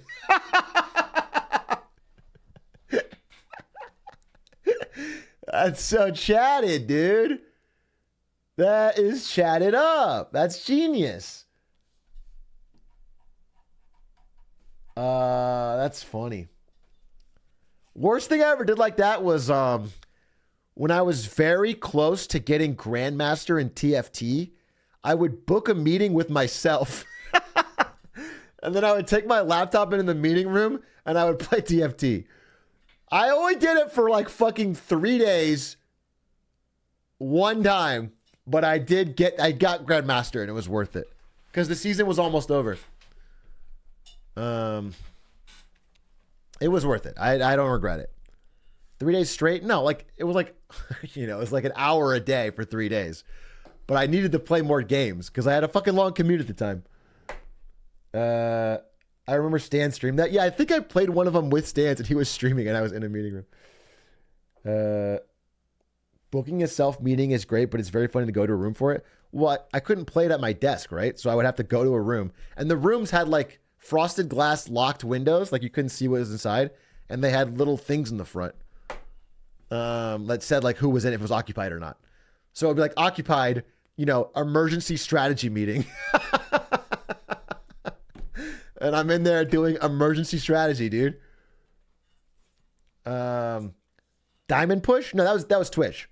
I'm talking about the only time at NVIDIA. This is the only time at NVIDIA because I was like, I fucking wanted Grandmaster so bad and the season was almost over. At Twitch, we did this shit all the time. But Twitch had a much more lax culture.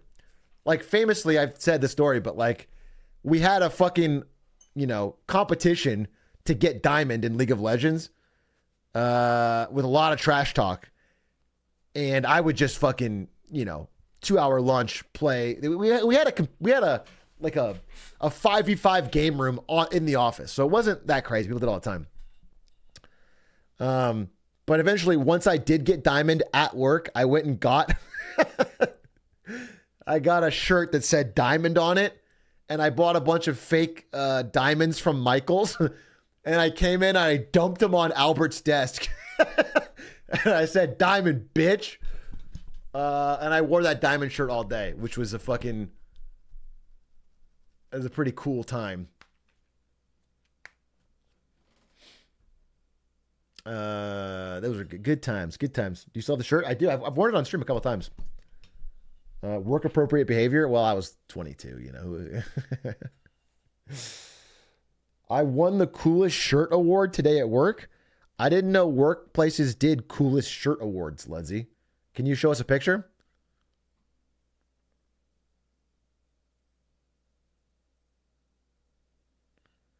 Wait, in the military, you can't go outside without your hat on.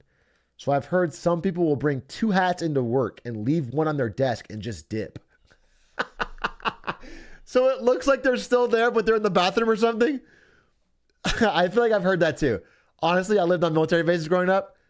I think that does sound familiar.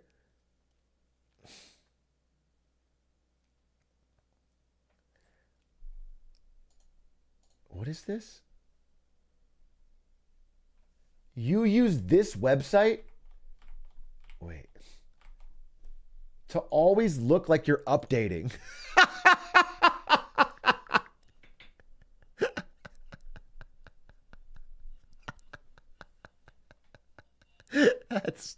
That's so degenerate, bro.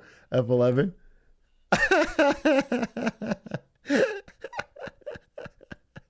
That's so fucking degenerate.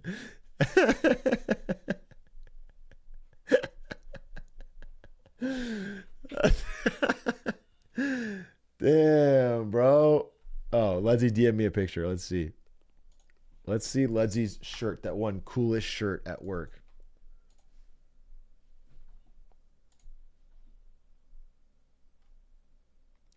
Hey, by the way, wait, let me show this first. All right, let's see. Ludsy. This is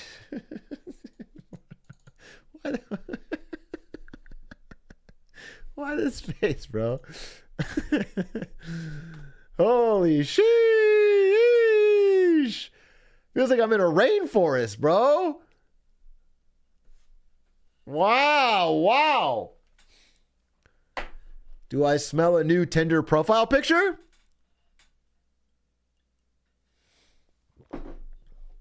How is this guy single? I don't get it.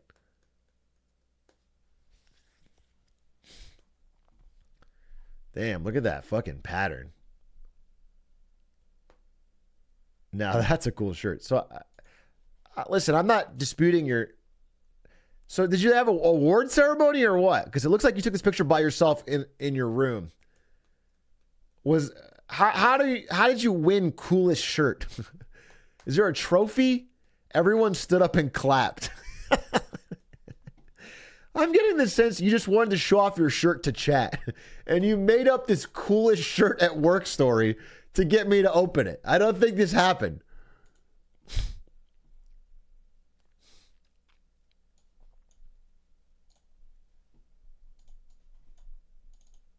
R. Perry, thank you for 16 months. The job he's talking about is Twitch mod.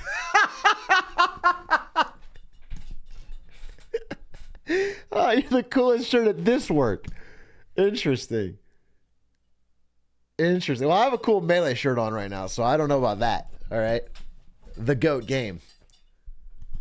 I wouldn't qualify it as work. This is the award ceremony? Yeah. Have you played Street Fighter yet? Nope. And I don't think I will. I'm trying to limit the forays I make into games. I got to pick a few games and try to actually do it. What is this? One for the ages here? This is a Trump. I did everything right and they indicted me. I did everything right and they indicted me. I want that soundbite, bro. The delivery's crazy. That's got to be in the sound.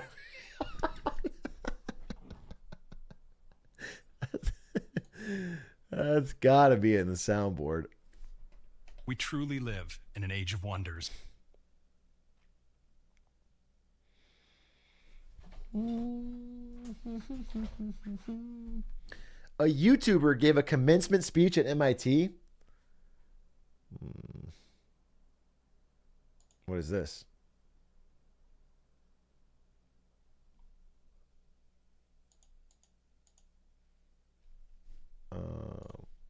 What YouTuber? This is the kind of view you only get. You still call Mark Rober a YouTuber, bro. He's Mark Rober. He's earned the full name.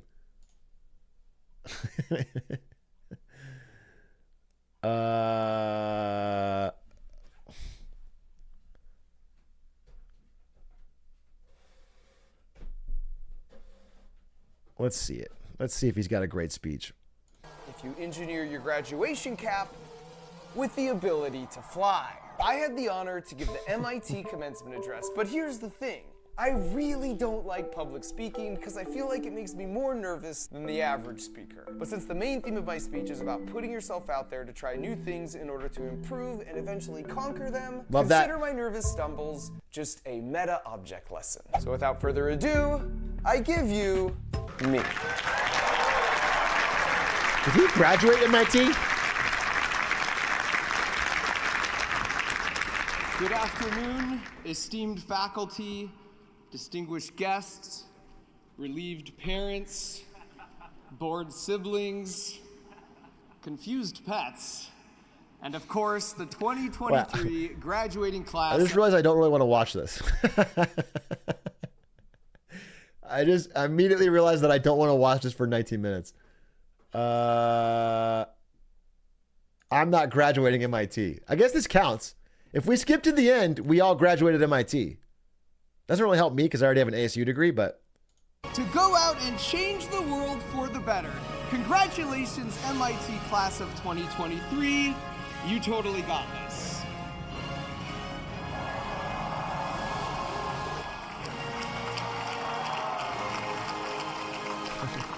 It just starts... It's like a fucking attack drone. Why did I put guns on it? It explodes.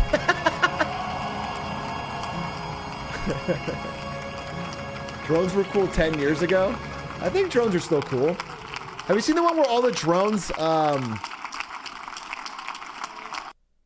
the drones make like, oh, what is it? It's like in China. Chinese drone art. This.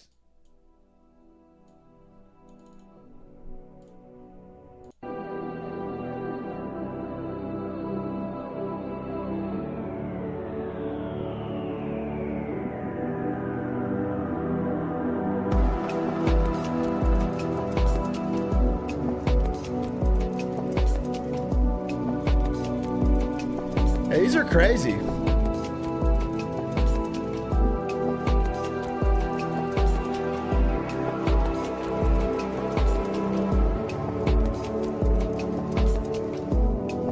Dystopian as hell. I mean, if these are used to float ads over your house at night, that's pretty dystopian. But if they're used like as a fireworks show, it's kind of cool.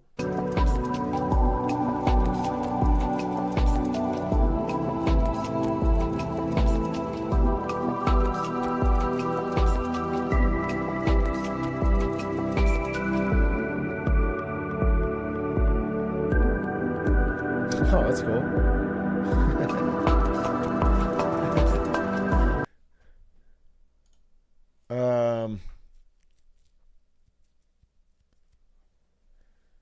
Very cool 6-minute video. Imagine these with fireworks. What do you mean? Like the drones shooting out fireworks? That's interesting.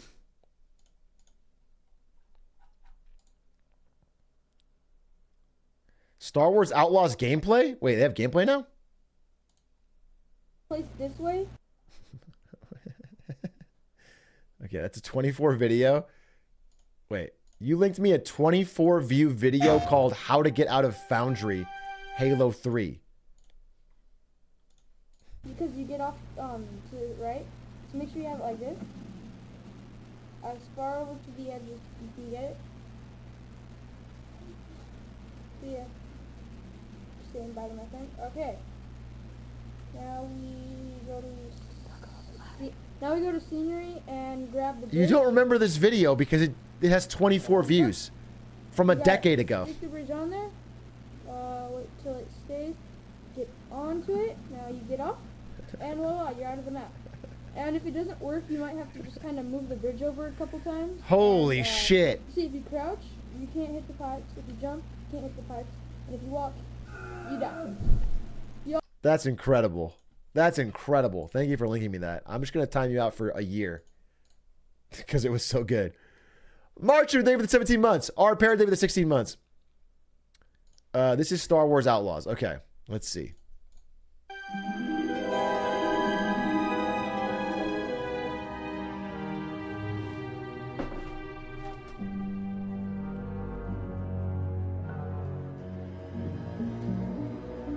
25 views worth it? If you keep hustling one view at a time, the gameplay's not interesting?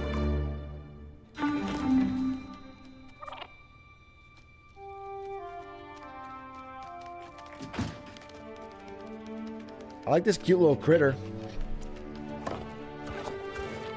Good boy. This is not gameplay, though. I want that fighter stripped for parts by tomorrow. Oh, here it is. All right, Nix. Let's go get paid. Okay. That worked. Okay.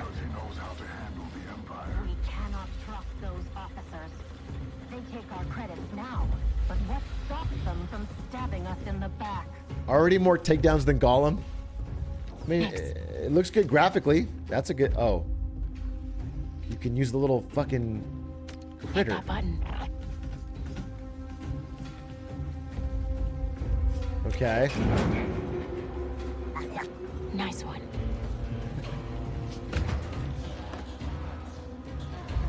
Hang on tight, little buddy. Wait, what's the point? I thought it was open world, right? Why wouldn't you release this? What do you mean? They're gonna release this.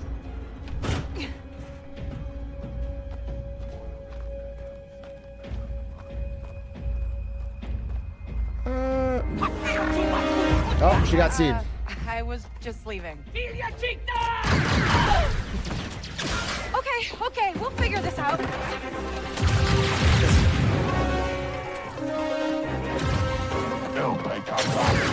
Okay. Shield.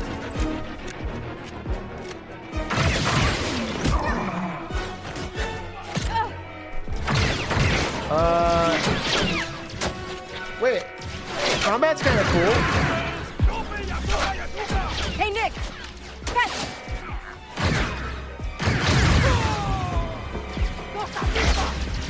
This is getting bad.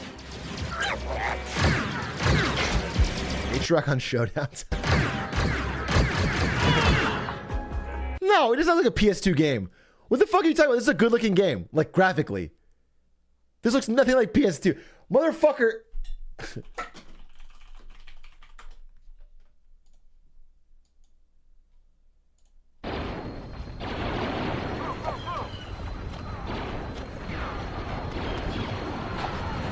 You're smoking crack, bro.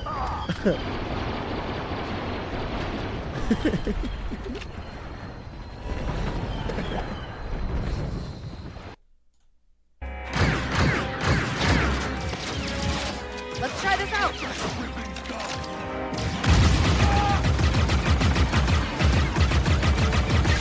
Dink Ferric.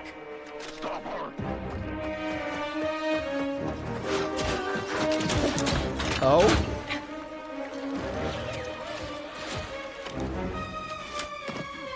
I think that went pretty well, right?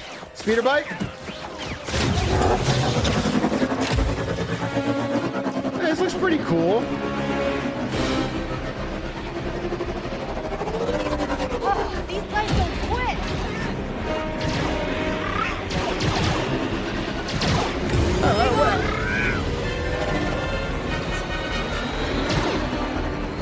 If this is real gameplay, this is pretty cool.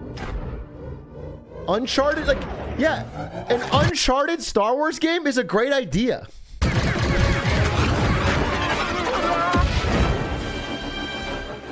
That was close. ND5, I got the package. Where are you? Waiting for you at Jauntus Hope. Were you seen? I said I got it. What else matters? Should I assume we won't be working for the Pikes anytime soon? Well, they'll probably... I mean, one thing I'm concerned about is that this thing is like a made-up HUD for the trailer. Because I don't see 400,000 icons across the top in a normal Ubisoft game. So I'm a little worried that it's fake. Probably forgive me. Comforting.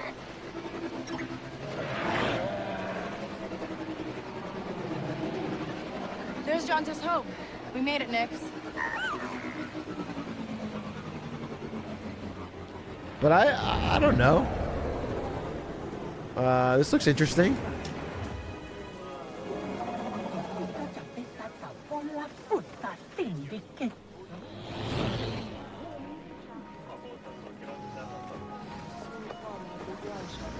It's Ubisoft, so I'm expecting the reveal to be nothing like the actual game. Yeah, I think that's fair.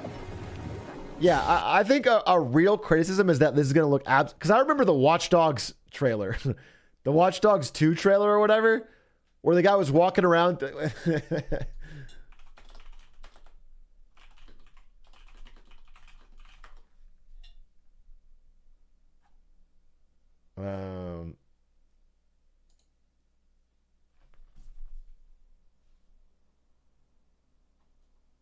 Yeah, I mean, it was just such a super. I don't know how to find it, but it was so fake. Yeah, we all fell for it. And like, I wonder how close this is to the actual game. Hey, Andy. You're late, Kay. Donka's waiting. What? Are you worried? No. Okay. I saw a GIF of this on Twitter. They said instead of making a cute robot, they finally made a sexy one, which I thought was weird because it is still a robot. Look at you, Troy. I don't know. He's got like a. Be careful. Donka's a broker, not a friend. She can't be He's just wearing a trench coat. Who can out here? See you back at the ship. Yeah, people are thirst trapping that robot for like an 8-second clip. It's the coat. Round 2 and I still like my odds. Kay Vess. Back already. I told you she's fresh, but she's good. Who's this? Just a friend. Join us. Imperial. Job was more complicated than you said, Donka. You lived.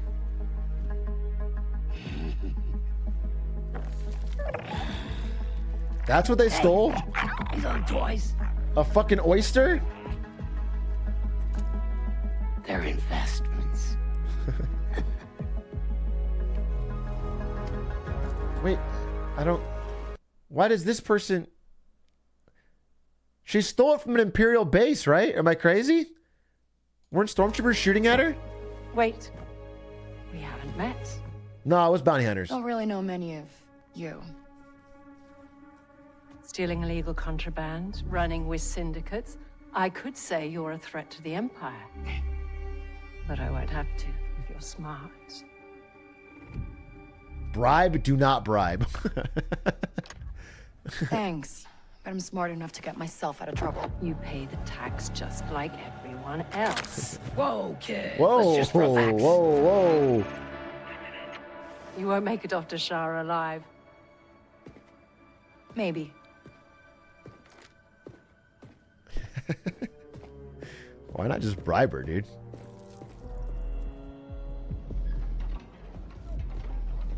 All troopers, we have reports of a fugitive in Georgia's Hope. Move to apprehend. Oh, that was quick. They got her photo That too? Imperial announcement wouldn't be about you, would it? Could be. I told you not to trust her. Not the first time we've outrun the Empire. Maybe she's broke. She just made 2,500. Give her a little cut. This game looks kind of cool in this trailer. I'm going to be honest with you. We need to leave. Seamless loading onto the ship, too. I mean, all this could change, but this looks cool.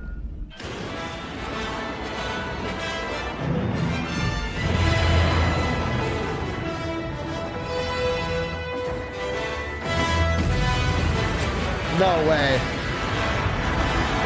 No way. I don't believe it. I don't believe it. I don't believe it. I don't believe it. You're actually flying that ship out of space?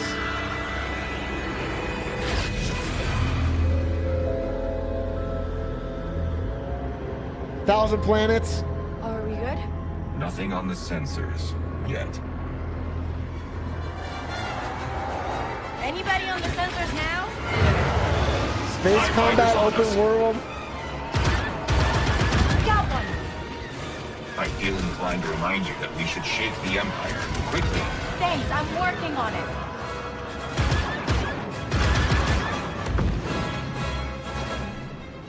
Well,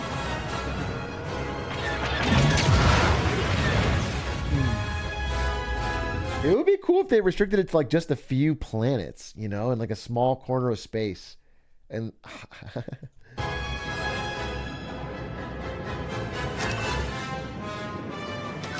ND, get us out of here. Installing hyperdrive. Don't worry, Tatooine is confirmed. That makes me worry more than anything. Why does every major event in the fucking galaxy have to end up on Tatooine, dude? It's supposed to be a backwater fucking nowhere planet, and every fucking warlord and story arc has to fucking end up there. Jump.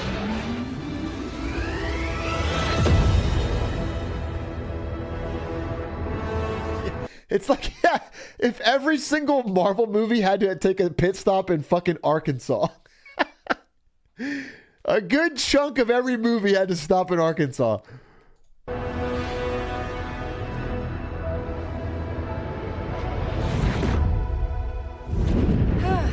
We made it.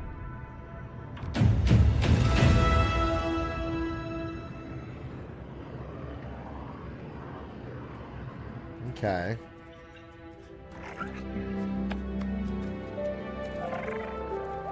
Hey, Wait, what happened? got your new toy. Oh, she stole one. Sheesh. So, where do we go next? Anywhere we want.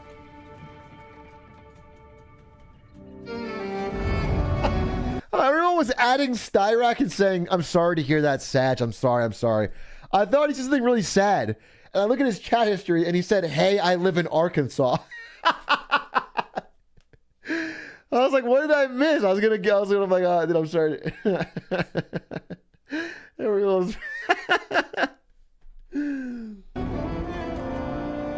Bro, that is tragic.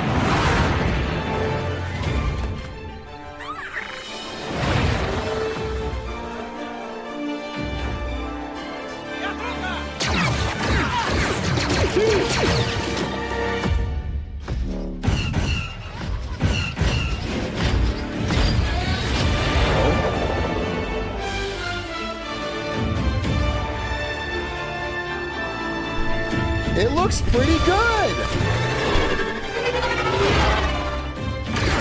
Maybe Ubisoft finally gets one. Okay? Can I have a little hope? Maybe Ubisoft finally gets one. Star Wars. Let's all pre-order it, okay? Everyone put in your pre-order. The trailer was good. Let's all put our pre-orders in. This is the one, dude. Star Wars Outlaws coming 2024. Sheesh. I'm excited. I tell you, I'm more excited for that than for Starfield. But we'll see. We'll see.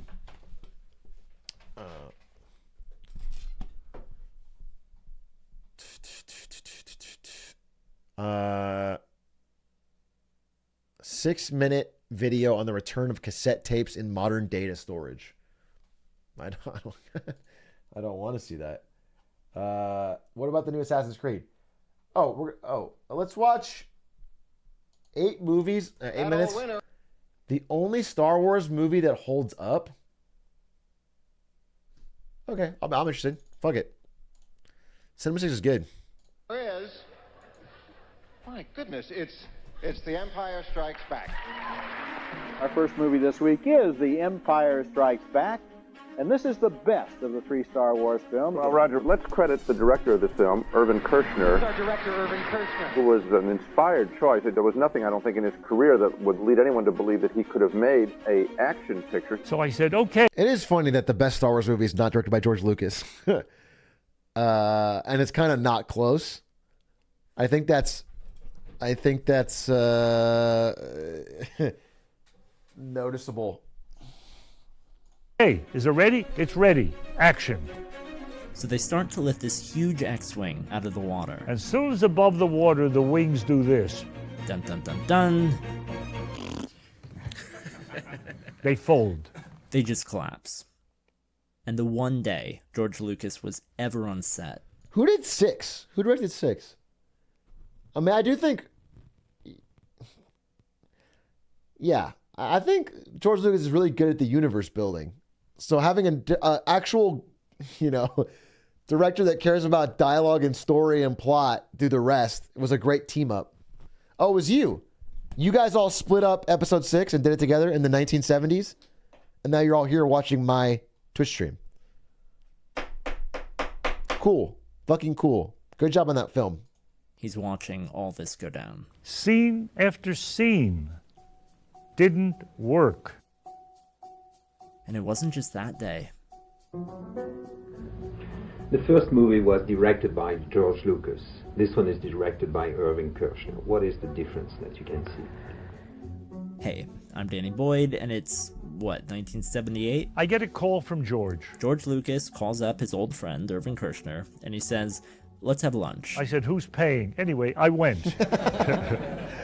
And so they meet in the dining room at Universal Studios, and Lucas is like, hey. We would be honored if you would join us. He says, I'd like you to make the second Star Wars. I want you to follow up the single highest grossing film ever made. Gee, George, I don't know. That is Bear crazy. in mind, this is back when sequels were generally not that well regarded, not just by the public, but by film studios. So it has to be good. Like, really good. Isn't it crazy to think there was a time when sequels were not regarded by film studios? That's crazy. That's when they wanted to consistently make new original IP. Good. He says, because if the second one works, then I'll make more. But? He says, if it doesn't work, then that's the end of Star Wars. Like, forever. All right, so Kershner hesitates, but he eventually says, okay. And he takes the movie, but with one stipulation. The only way I could take the picture is when I told George, I'm not going to stand there on the set and have you standing over my shoulder. Right. I need absolute freedom to make my picture. And that would mean a very different experience directing a Star Wars movie for everybody. Well, they're very different personalities, and they have a different way of getting what they want. Kershner's more vocal about what he wants, I think George knows what he wants, but he sort of would rather maneuver you into it without having to come out and say, do this. I worked so long with the script that I know pretty much everything that's expected of the scene, and I just shoot the picture.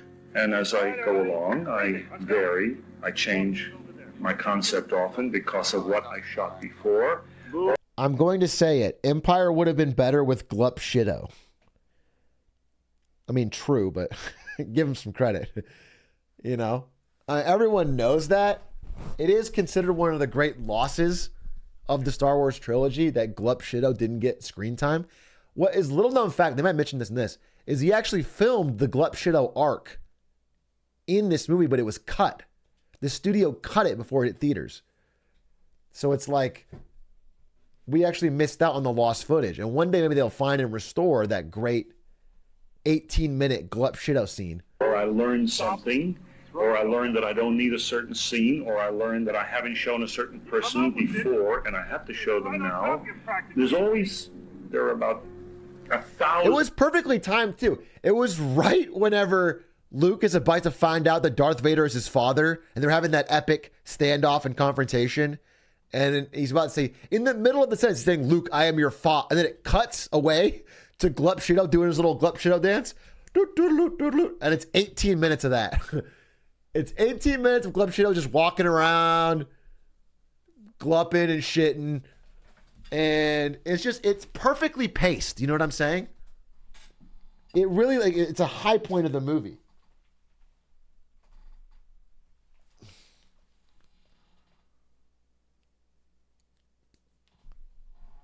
Little consideration before Glup Shido into the Shidoverse.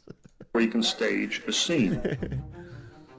For example? Take, for instance. Okay, so this is one of my favorite production stories ever. How do you do a scene where, what's his name's running? Chewie and C-3PO. The head's going, no, don't run, don't do, I love when the director's like, what's his name, dude? It's like Chris Pratt doing Mario movie, dude. He doesn't know the fucking characters. He doesn't know who Bowser is. Talking, and the head's going like this, and the arm is going, oh, no, no, no, no, stop, stop, stop. Right? Right. So originally, that whole contraption was all electronic. Cost $100,000. Just to make the head shake and the In arm 70s flail dollars. around. All right, put him there. Run from there to there. Anyway, so they set everything up. They're ready to go. All right, let's do a take. But as soon as Kirshner calls action, wait a minute. It doesn't work. What's happening? The arm and the head kind of just wiggle, and nobody on set seems to know what to do. But then? The prop man comes to me and says, can you give me 15, 20 minutes? I think I can fix it. But it's electronic. He says, I know. Give me 20 minutes. It's about a half hour later, the prop guy comes back. And he says, do you want to see it work? And Kirshner says, sure. And so I'm looking, and he starts to run. And lo and behold, the arm's going like this, and the head's going like that, and it's perfect. I turn back. And standing in the very back of the room, with a long fishing pole, is the prop guy. He disconnected it from the electronics, and he's moving the arm back and forth. What did that cost? Nothing. Improvisation. You can't be thrown by these things. That's cool. You have to assume you can make it work. Do or do not. There is no try. I felt I needed humor in the picture, and yet I couldn't have gags. I felt I needed a love story, and yet I couldn't have a lot of smooching and kissing and all that stuff, and it had to all be more implied. George had scripted an exchange between Princess Leia and Han Solo, which went like this. She said, "I love you," and Han Solo said, "I love you too." And it kind of seemed to me that we weren't taking advantage of the character that we'd established for Han Solo. Who's scruffy looking? We try. This is the last question Harrison Ford ever answered honestly. This is the last time Harrison Ford ever mentioned a character's name or gave even an ounce of like credibility to the fucking movie he worked on. If you asked him this question now, he'd say, "Who the fuck cares? Han who?" Tried take after take after take. Nothing satisfied me. And finally, I said, "Harrison, don't think about it. Don't think about it. Let's do it. Okay, action." I love you. I know. Sheesh. And he dropped in, and I say, "Cut." I said, "Yeah, that's a great line. That's Han Solo." Apology accepted, Captain Nida. There's some good scenes. There's some great scenes in 5. So, understanding the script, understanding the Rizzler, characters, the material, obviously, all of that crucial to directing anything. But Star Wars, over the last few decades, has become so ubiquitous, so huge, it's practically its own genre now.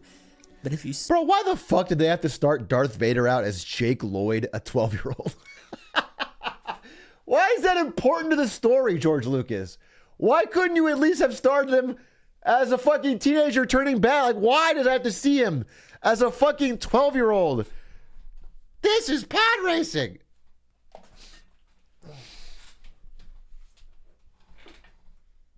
But his metachlorian count, though? I don't even dislike episode 1. I actually like so much of it. I love the droids. I like the Gungan city. I like the big fight. I like Darth Maul. I like the music. There's so much I like about it, but it just makes no sense to spend so much time with this fucking uncharismatic child actor well before he has any, like, turn. Yeah, just make him be 18. Just have him be 18 and, like, have some depth to him. Strip everything away. Transport yourself back to pre-Disney, pre-1999. Star Wars is one thing. Pure, unabashed fantasy. Some people call it science fiction. I don't even consider it science fiction. I consider it a fairy tale. We have a fairy princess. We have an innocent farm boy who yearns for adventure. Alec Guinness is a wise old wizard who teaches me a mystical force, somewhat like Merlin would teach a young King Arthur. In science fiction, you're very concerned about leaving a spaceship on a planet because there may not be oxygen, or the gravitational force is not the same as on Earth, or not what your body's adjusted to. And so you must take all that into consideration, or it's considered very poor science fiction. It's fairy tale. That's the environment. That's the context. But you can literally do anything. And if I believe it while I'm doing it, the audience tends to believe it too. So that's a fairy tale. So after suffering 3 years of Star Wars rip-offs and imitations, May 21st we get the real McCoy, and it's something rare, a sequel that works. Oh. And now I'll just leave you with this. The first one was directed, you were directed by George Lucas. Now you're directed by Irving Kershner. Right. What is the difference? Kershner's much taller. I'm Danny Boyd. Thanks for watching. Back when Vin Diesel was an indie filmmaker, I can't believe George Lucas spent billions of dollars to invent the Force for these movies. Practical effects were insane.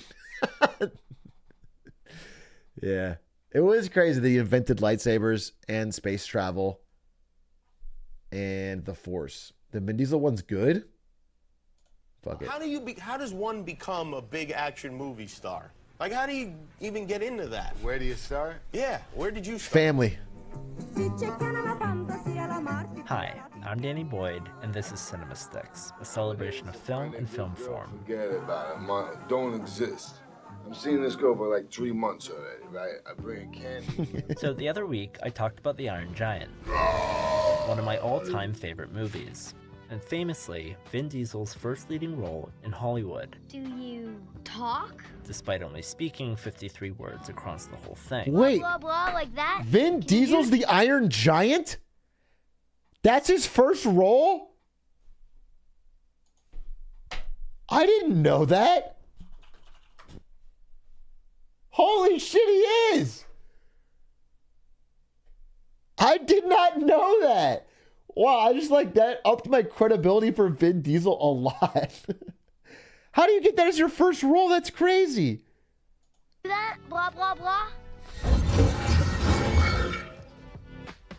But in my research for that video, I was reminded of a film director Brad Bird had mentioned in one of his interviews. And with Vin had just done a short film that I'd seen called Multifacial.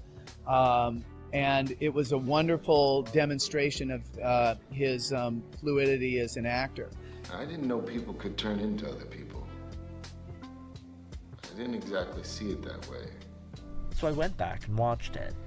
Shot in 1994, shown at Cannes in 1995, written by, directed by, and starring a 26-year-old club bouncer from New York City. Multifacial is Vin Diesel's slight... It's kind of crazy Vin Diesel was a club bouncer who wrote and directed his own movie and is now in fucking 15 Fast and the Furious films.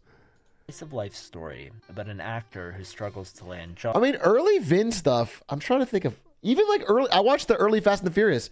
Like in Fast and the Furious 1, Vin is acting. You know, he's got emotional, I'm not going to say like it was fucking Oscar worthy, but like he's got range. The whole thing is not just him like growling.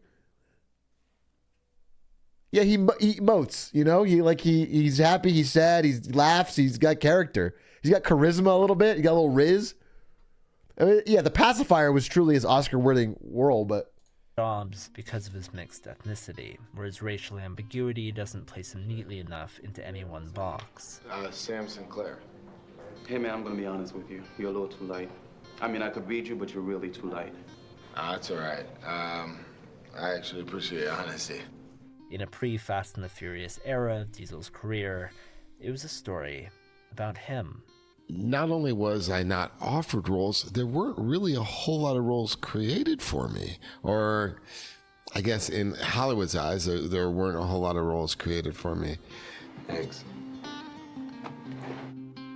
And so Diesel did what he had the power to do. he created a role for himself. Inspired by a shorts festival he'd gone to in New York with a friend, he put on camera his strengths and convictions as a performer and his passion for and frustration with the art and industry of acting in Hollywood. And that weekend, over a night, I wrote Multifacial in my bathroom, staring at the mirror. A 20-minute film that would spur one of the highest-grossing acting careers in history. Interesting. I wrote Multifacial. But let's back up a second. Being a bouncer, were you also going out auditioning on stuff? The reason why I was bouncing is because I was auditioning during the daytime. Well, what kind of things would you go out for? Anything and everything. I walked by the Ed Sullivan Theater 1,000 times trying to get work.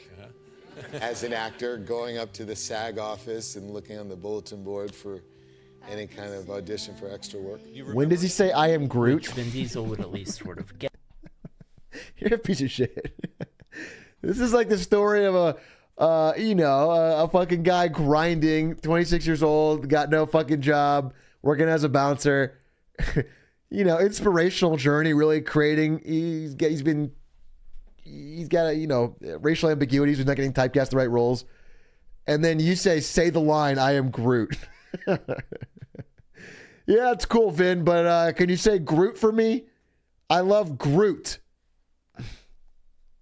Yet, his first role was a background gig in the 1990 Robert De Niro film Awakenings. That's him in the back, hidden behind the bar. He crushed it. And then there was his commercial work. That's your opening. Holy shit, I knew right then he'd be a star. Just the way, dude, the way he fucking commands the scene. And then there was his commercial work. I did the Toy Fair. That's right, folks. We back them every step of the way. They're tearing up the streets in 1995 and destroying the competition. And it was a big deal because the $2,000 lasted me for 6 months. I can't wait till I do enough real work, real acting work, but I don't have to sweat commercials. You know what I'm saying? You're not gonna see like Pacino doing potato chips or Denzel doing donuts. Man, as long as I get paid, I don't care what it is. Oh, yeah? You're not going to see Pacino or Denzel doing fucking Fast and the Furious 10, but... Facial would fundamentally reflect Vin Diesel's early tug of war between the Hollywood dream and the Hollywood grind. You know what, for a soap right now, there are a couple of parts you'd really be good for. Nah, I'm not really into doing soaps, I'll be honest with you. It's not my idea of really acting. You know what I mean? You gotta make a living. Yeah, but look at Marlon Brando or Sidney Poitier. They didn't do soaps. I come from an artist housing in New York City. So everyone was an artist. My father was a theater director. Al Pacino did do Dunkachino. You're right. You know what? You're right. Al Pacino did do Dunkachino. So I guess art is dead. Is the real fucking... And an acting teacher. So just take the money, dude. Mm-hmm. But my mother, when I was about 25 years old, 20 years not getting any work, got me this book called Feature Films at Used Car Prices. And it more than anything empowered me so that I could feel like, since nobody was writing a role for me, I could write my own. Yeah, I did the monologue you gave me.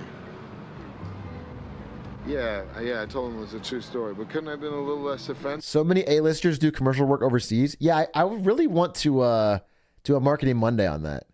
Just find all of the weird fucking overseas commercials that A-list actors have done and just watch them and make fun of them and analyze them. I mean, they probably think I'm some misogynist, homophobic Guido. Don't worry, they definitely thought I was a Guido. The film is essentially bookended by two long-take audition monologues, each touching on the convergence of identity and performance in acutely different ways. It's my girl that's a problem, not him. Vin Diesel talking about misogyny and homophobia in 1994 is pretty based, actually. That's unironically based. If he made a character talking about how he does what he perceived as misogynistic or homophobic in 1994. So, like, I'm not a queer. The first, brutish, derogatory, disingenuous, someone else's words, someone else's story. My girl out by her hair, and oh, do I show her a bean? The second, quiet, introverted, personal. My dad was a black actor.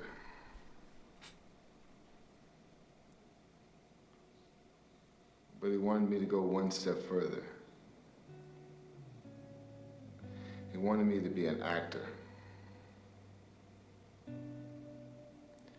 Just an actor. I just came from this audition, and my manager wanted me to try and play the role. I did this Italian role. You could do that? Yeah, but it was a little weird because, like, I did this monologue that was offensive, and it was, like, didn't really feel right. You know what I mean? I was, like, offending people. In filming Multifacial, Vin Diesel set out to solve a personal Well, you problem. can't be Italian-phobic. Create a role specific to him. But the movie scratches at the surface of a far more pervasive, far older issue. This is Hollywood, where you're cast on looking the part, not on being the part. Mike, can you speak Italian at all? Yeah, you know, how could you not? Non rompere meglio cogliones, capisci, marron. At least today, there's a little more discourse around it, but in Gabagoo. the 90s, if a I character cook is a written pizza. for one type and you're no type, you end up reading for parts you're not meant to play, which can lead to stereotypes And not you to go for that, huh? and the imitations of stereotypes. Now we do. And my business is our bread and butter. And don't you ever forget that. Muchacho, ¿por qué no te tiene que vender esa porquería? ¿Ah? And even when you do put in the work, it doesn't always matter. Well, that was impressive.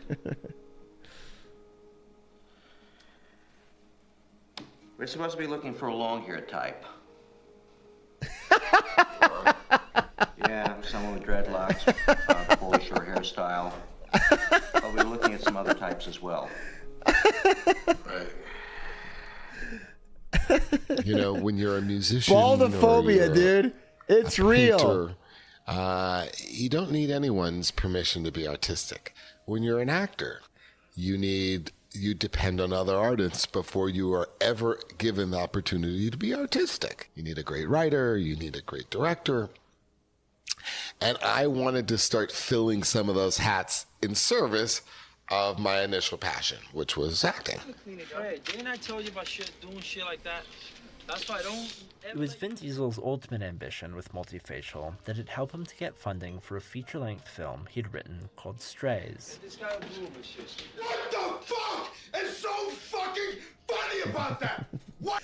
The movie Strays was all about a group of, talented friends, maybe even family, who get into a Kia Sorento and launch off into space. It's like a humble, down-to-earth, family-based art house film. Why the fuck would that be funny? A project he'd been trying to find financing for years, but it didn't work. You would have done the same shit, man. Not now.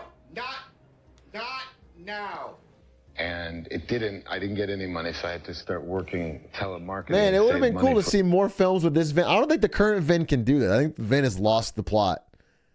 But it would have been cool to see like an Uncut Gem style film with this level of per Vin. year to earn $47,000 to make a film called Strays.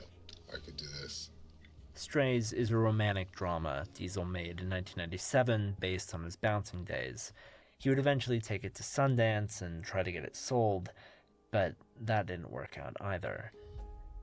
Until? I come back home, I'm like, oh my God, I didn't sell this movie. A couple weeks later, I get a call from Steven Spielberg. Steven Spielberg? He's telling me he's doing a movie called Saving Private Ryan with a guy named Tom. Steven Spielberg had seen Multifacial. He'd seen Strays, and he writes Vin Diesel a part in Saving Private Ryan a month before production begins. He's good. I love him.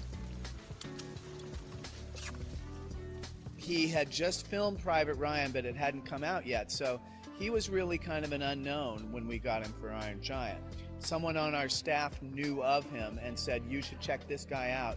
And when he came in and I saw multi-facial, Saved by Private Ryan. He had an amazing voice and amazing presence for our lead guy. That's crazy. That's Vin. Spielberg and Brad Bird, one 20-minute short film shot over 3 days for $3,000. Damn, that's became based. the calling card of one of the biggest future stars in the world. So many people are a part of it. Steven Spielberg. When I was in Sundance, Robert Redford gave me a lot of confidence. I mean, he still had to clutch up. Like, so he made the film, and then he got these incredibly lucky offers from Brad Bird and from Steven Spielberg, but then he did great in both of them. Like, Iron Giant's a great performance. Saving Private Ryan's a great performance. So he clutched up from there, and then he kind of built a career off it. Was, I don't know, it's impressive. So many people, Tom Hanks gave me a lot of great advice. So many people have been helpful along the way. I'll be with you in a minute, all right?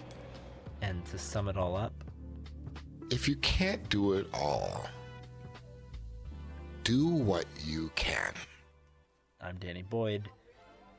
Thanks for watching. Interesting. That gave me a lot more respect for Vin Diesel, even though like nowadays he's on his 10th Fast and the Furious movie. And basically all he does is talk about them, and he, you know, shits on his co-stars when it doesn't do well. But that is a cool origin story. Impressive. And I you know, I like that he seemingly didn't come from money.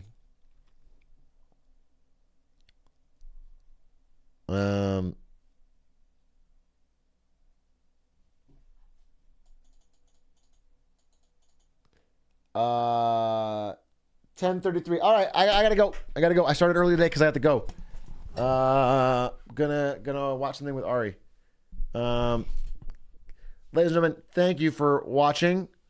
I will have to do Teen Titans tomorrow. 2 episodes. I'm supposed to end a little earlier than this, so I have to go. Peace and love and sevens, and thanks for watching. Fun day today. We got a world record in Batman. Big deal. What I got other stuff I want to do, but I haven't I'll figure it out. Sevens, thanks for watching. Appreciate you guys. Have a good one. Still working on YouTube stuff. Yeah, more updates soon. Bye. Adios.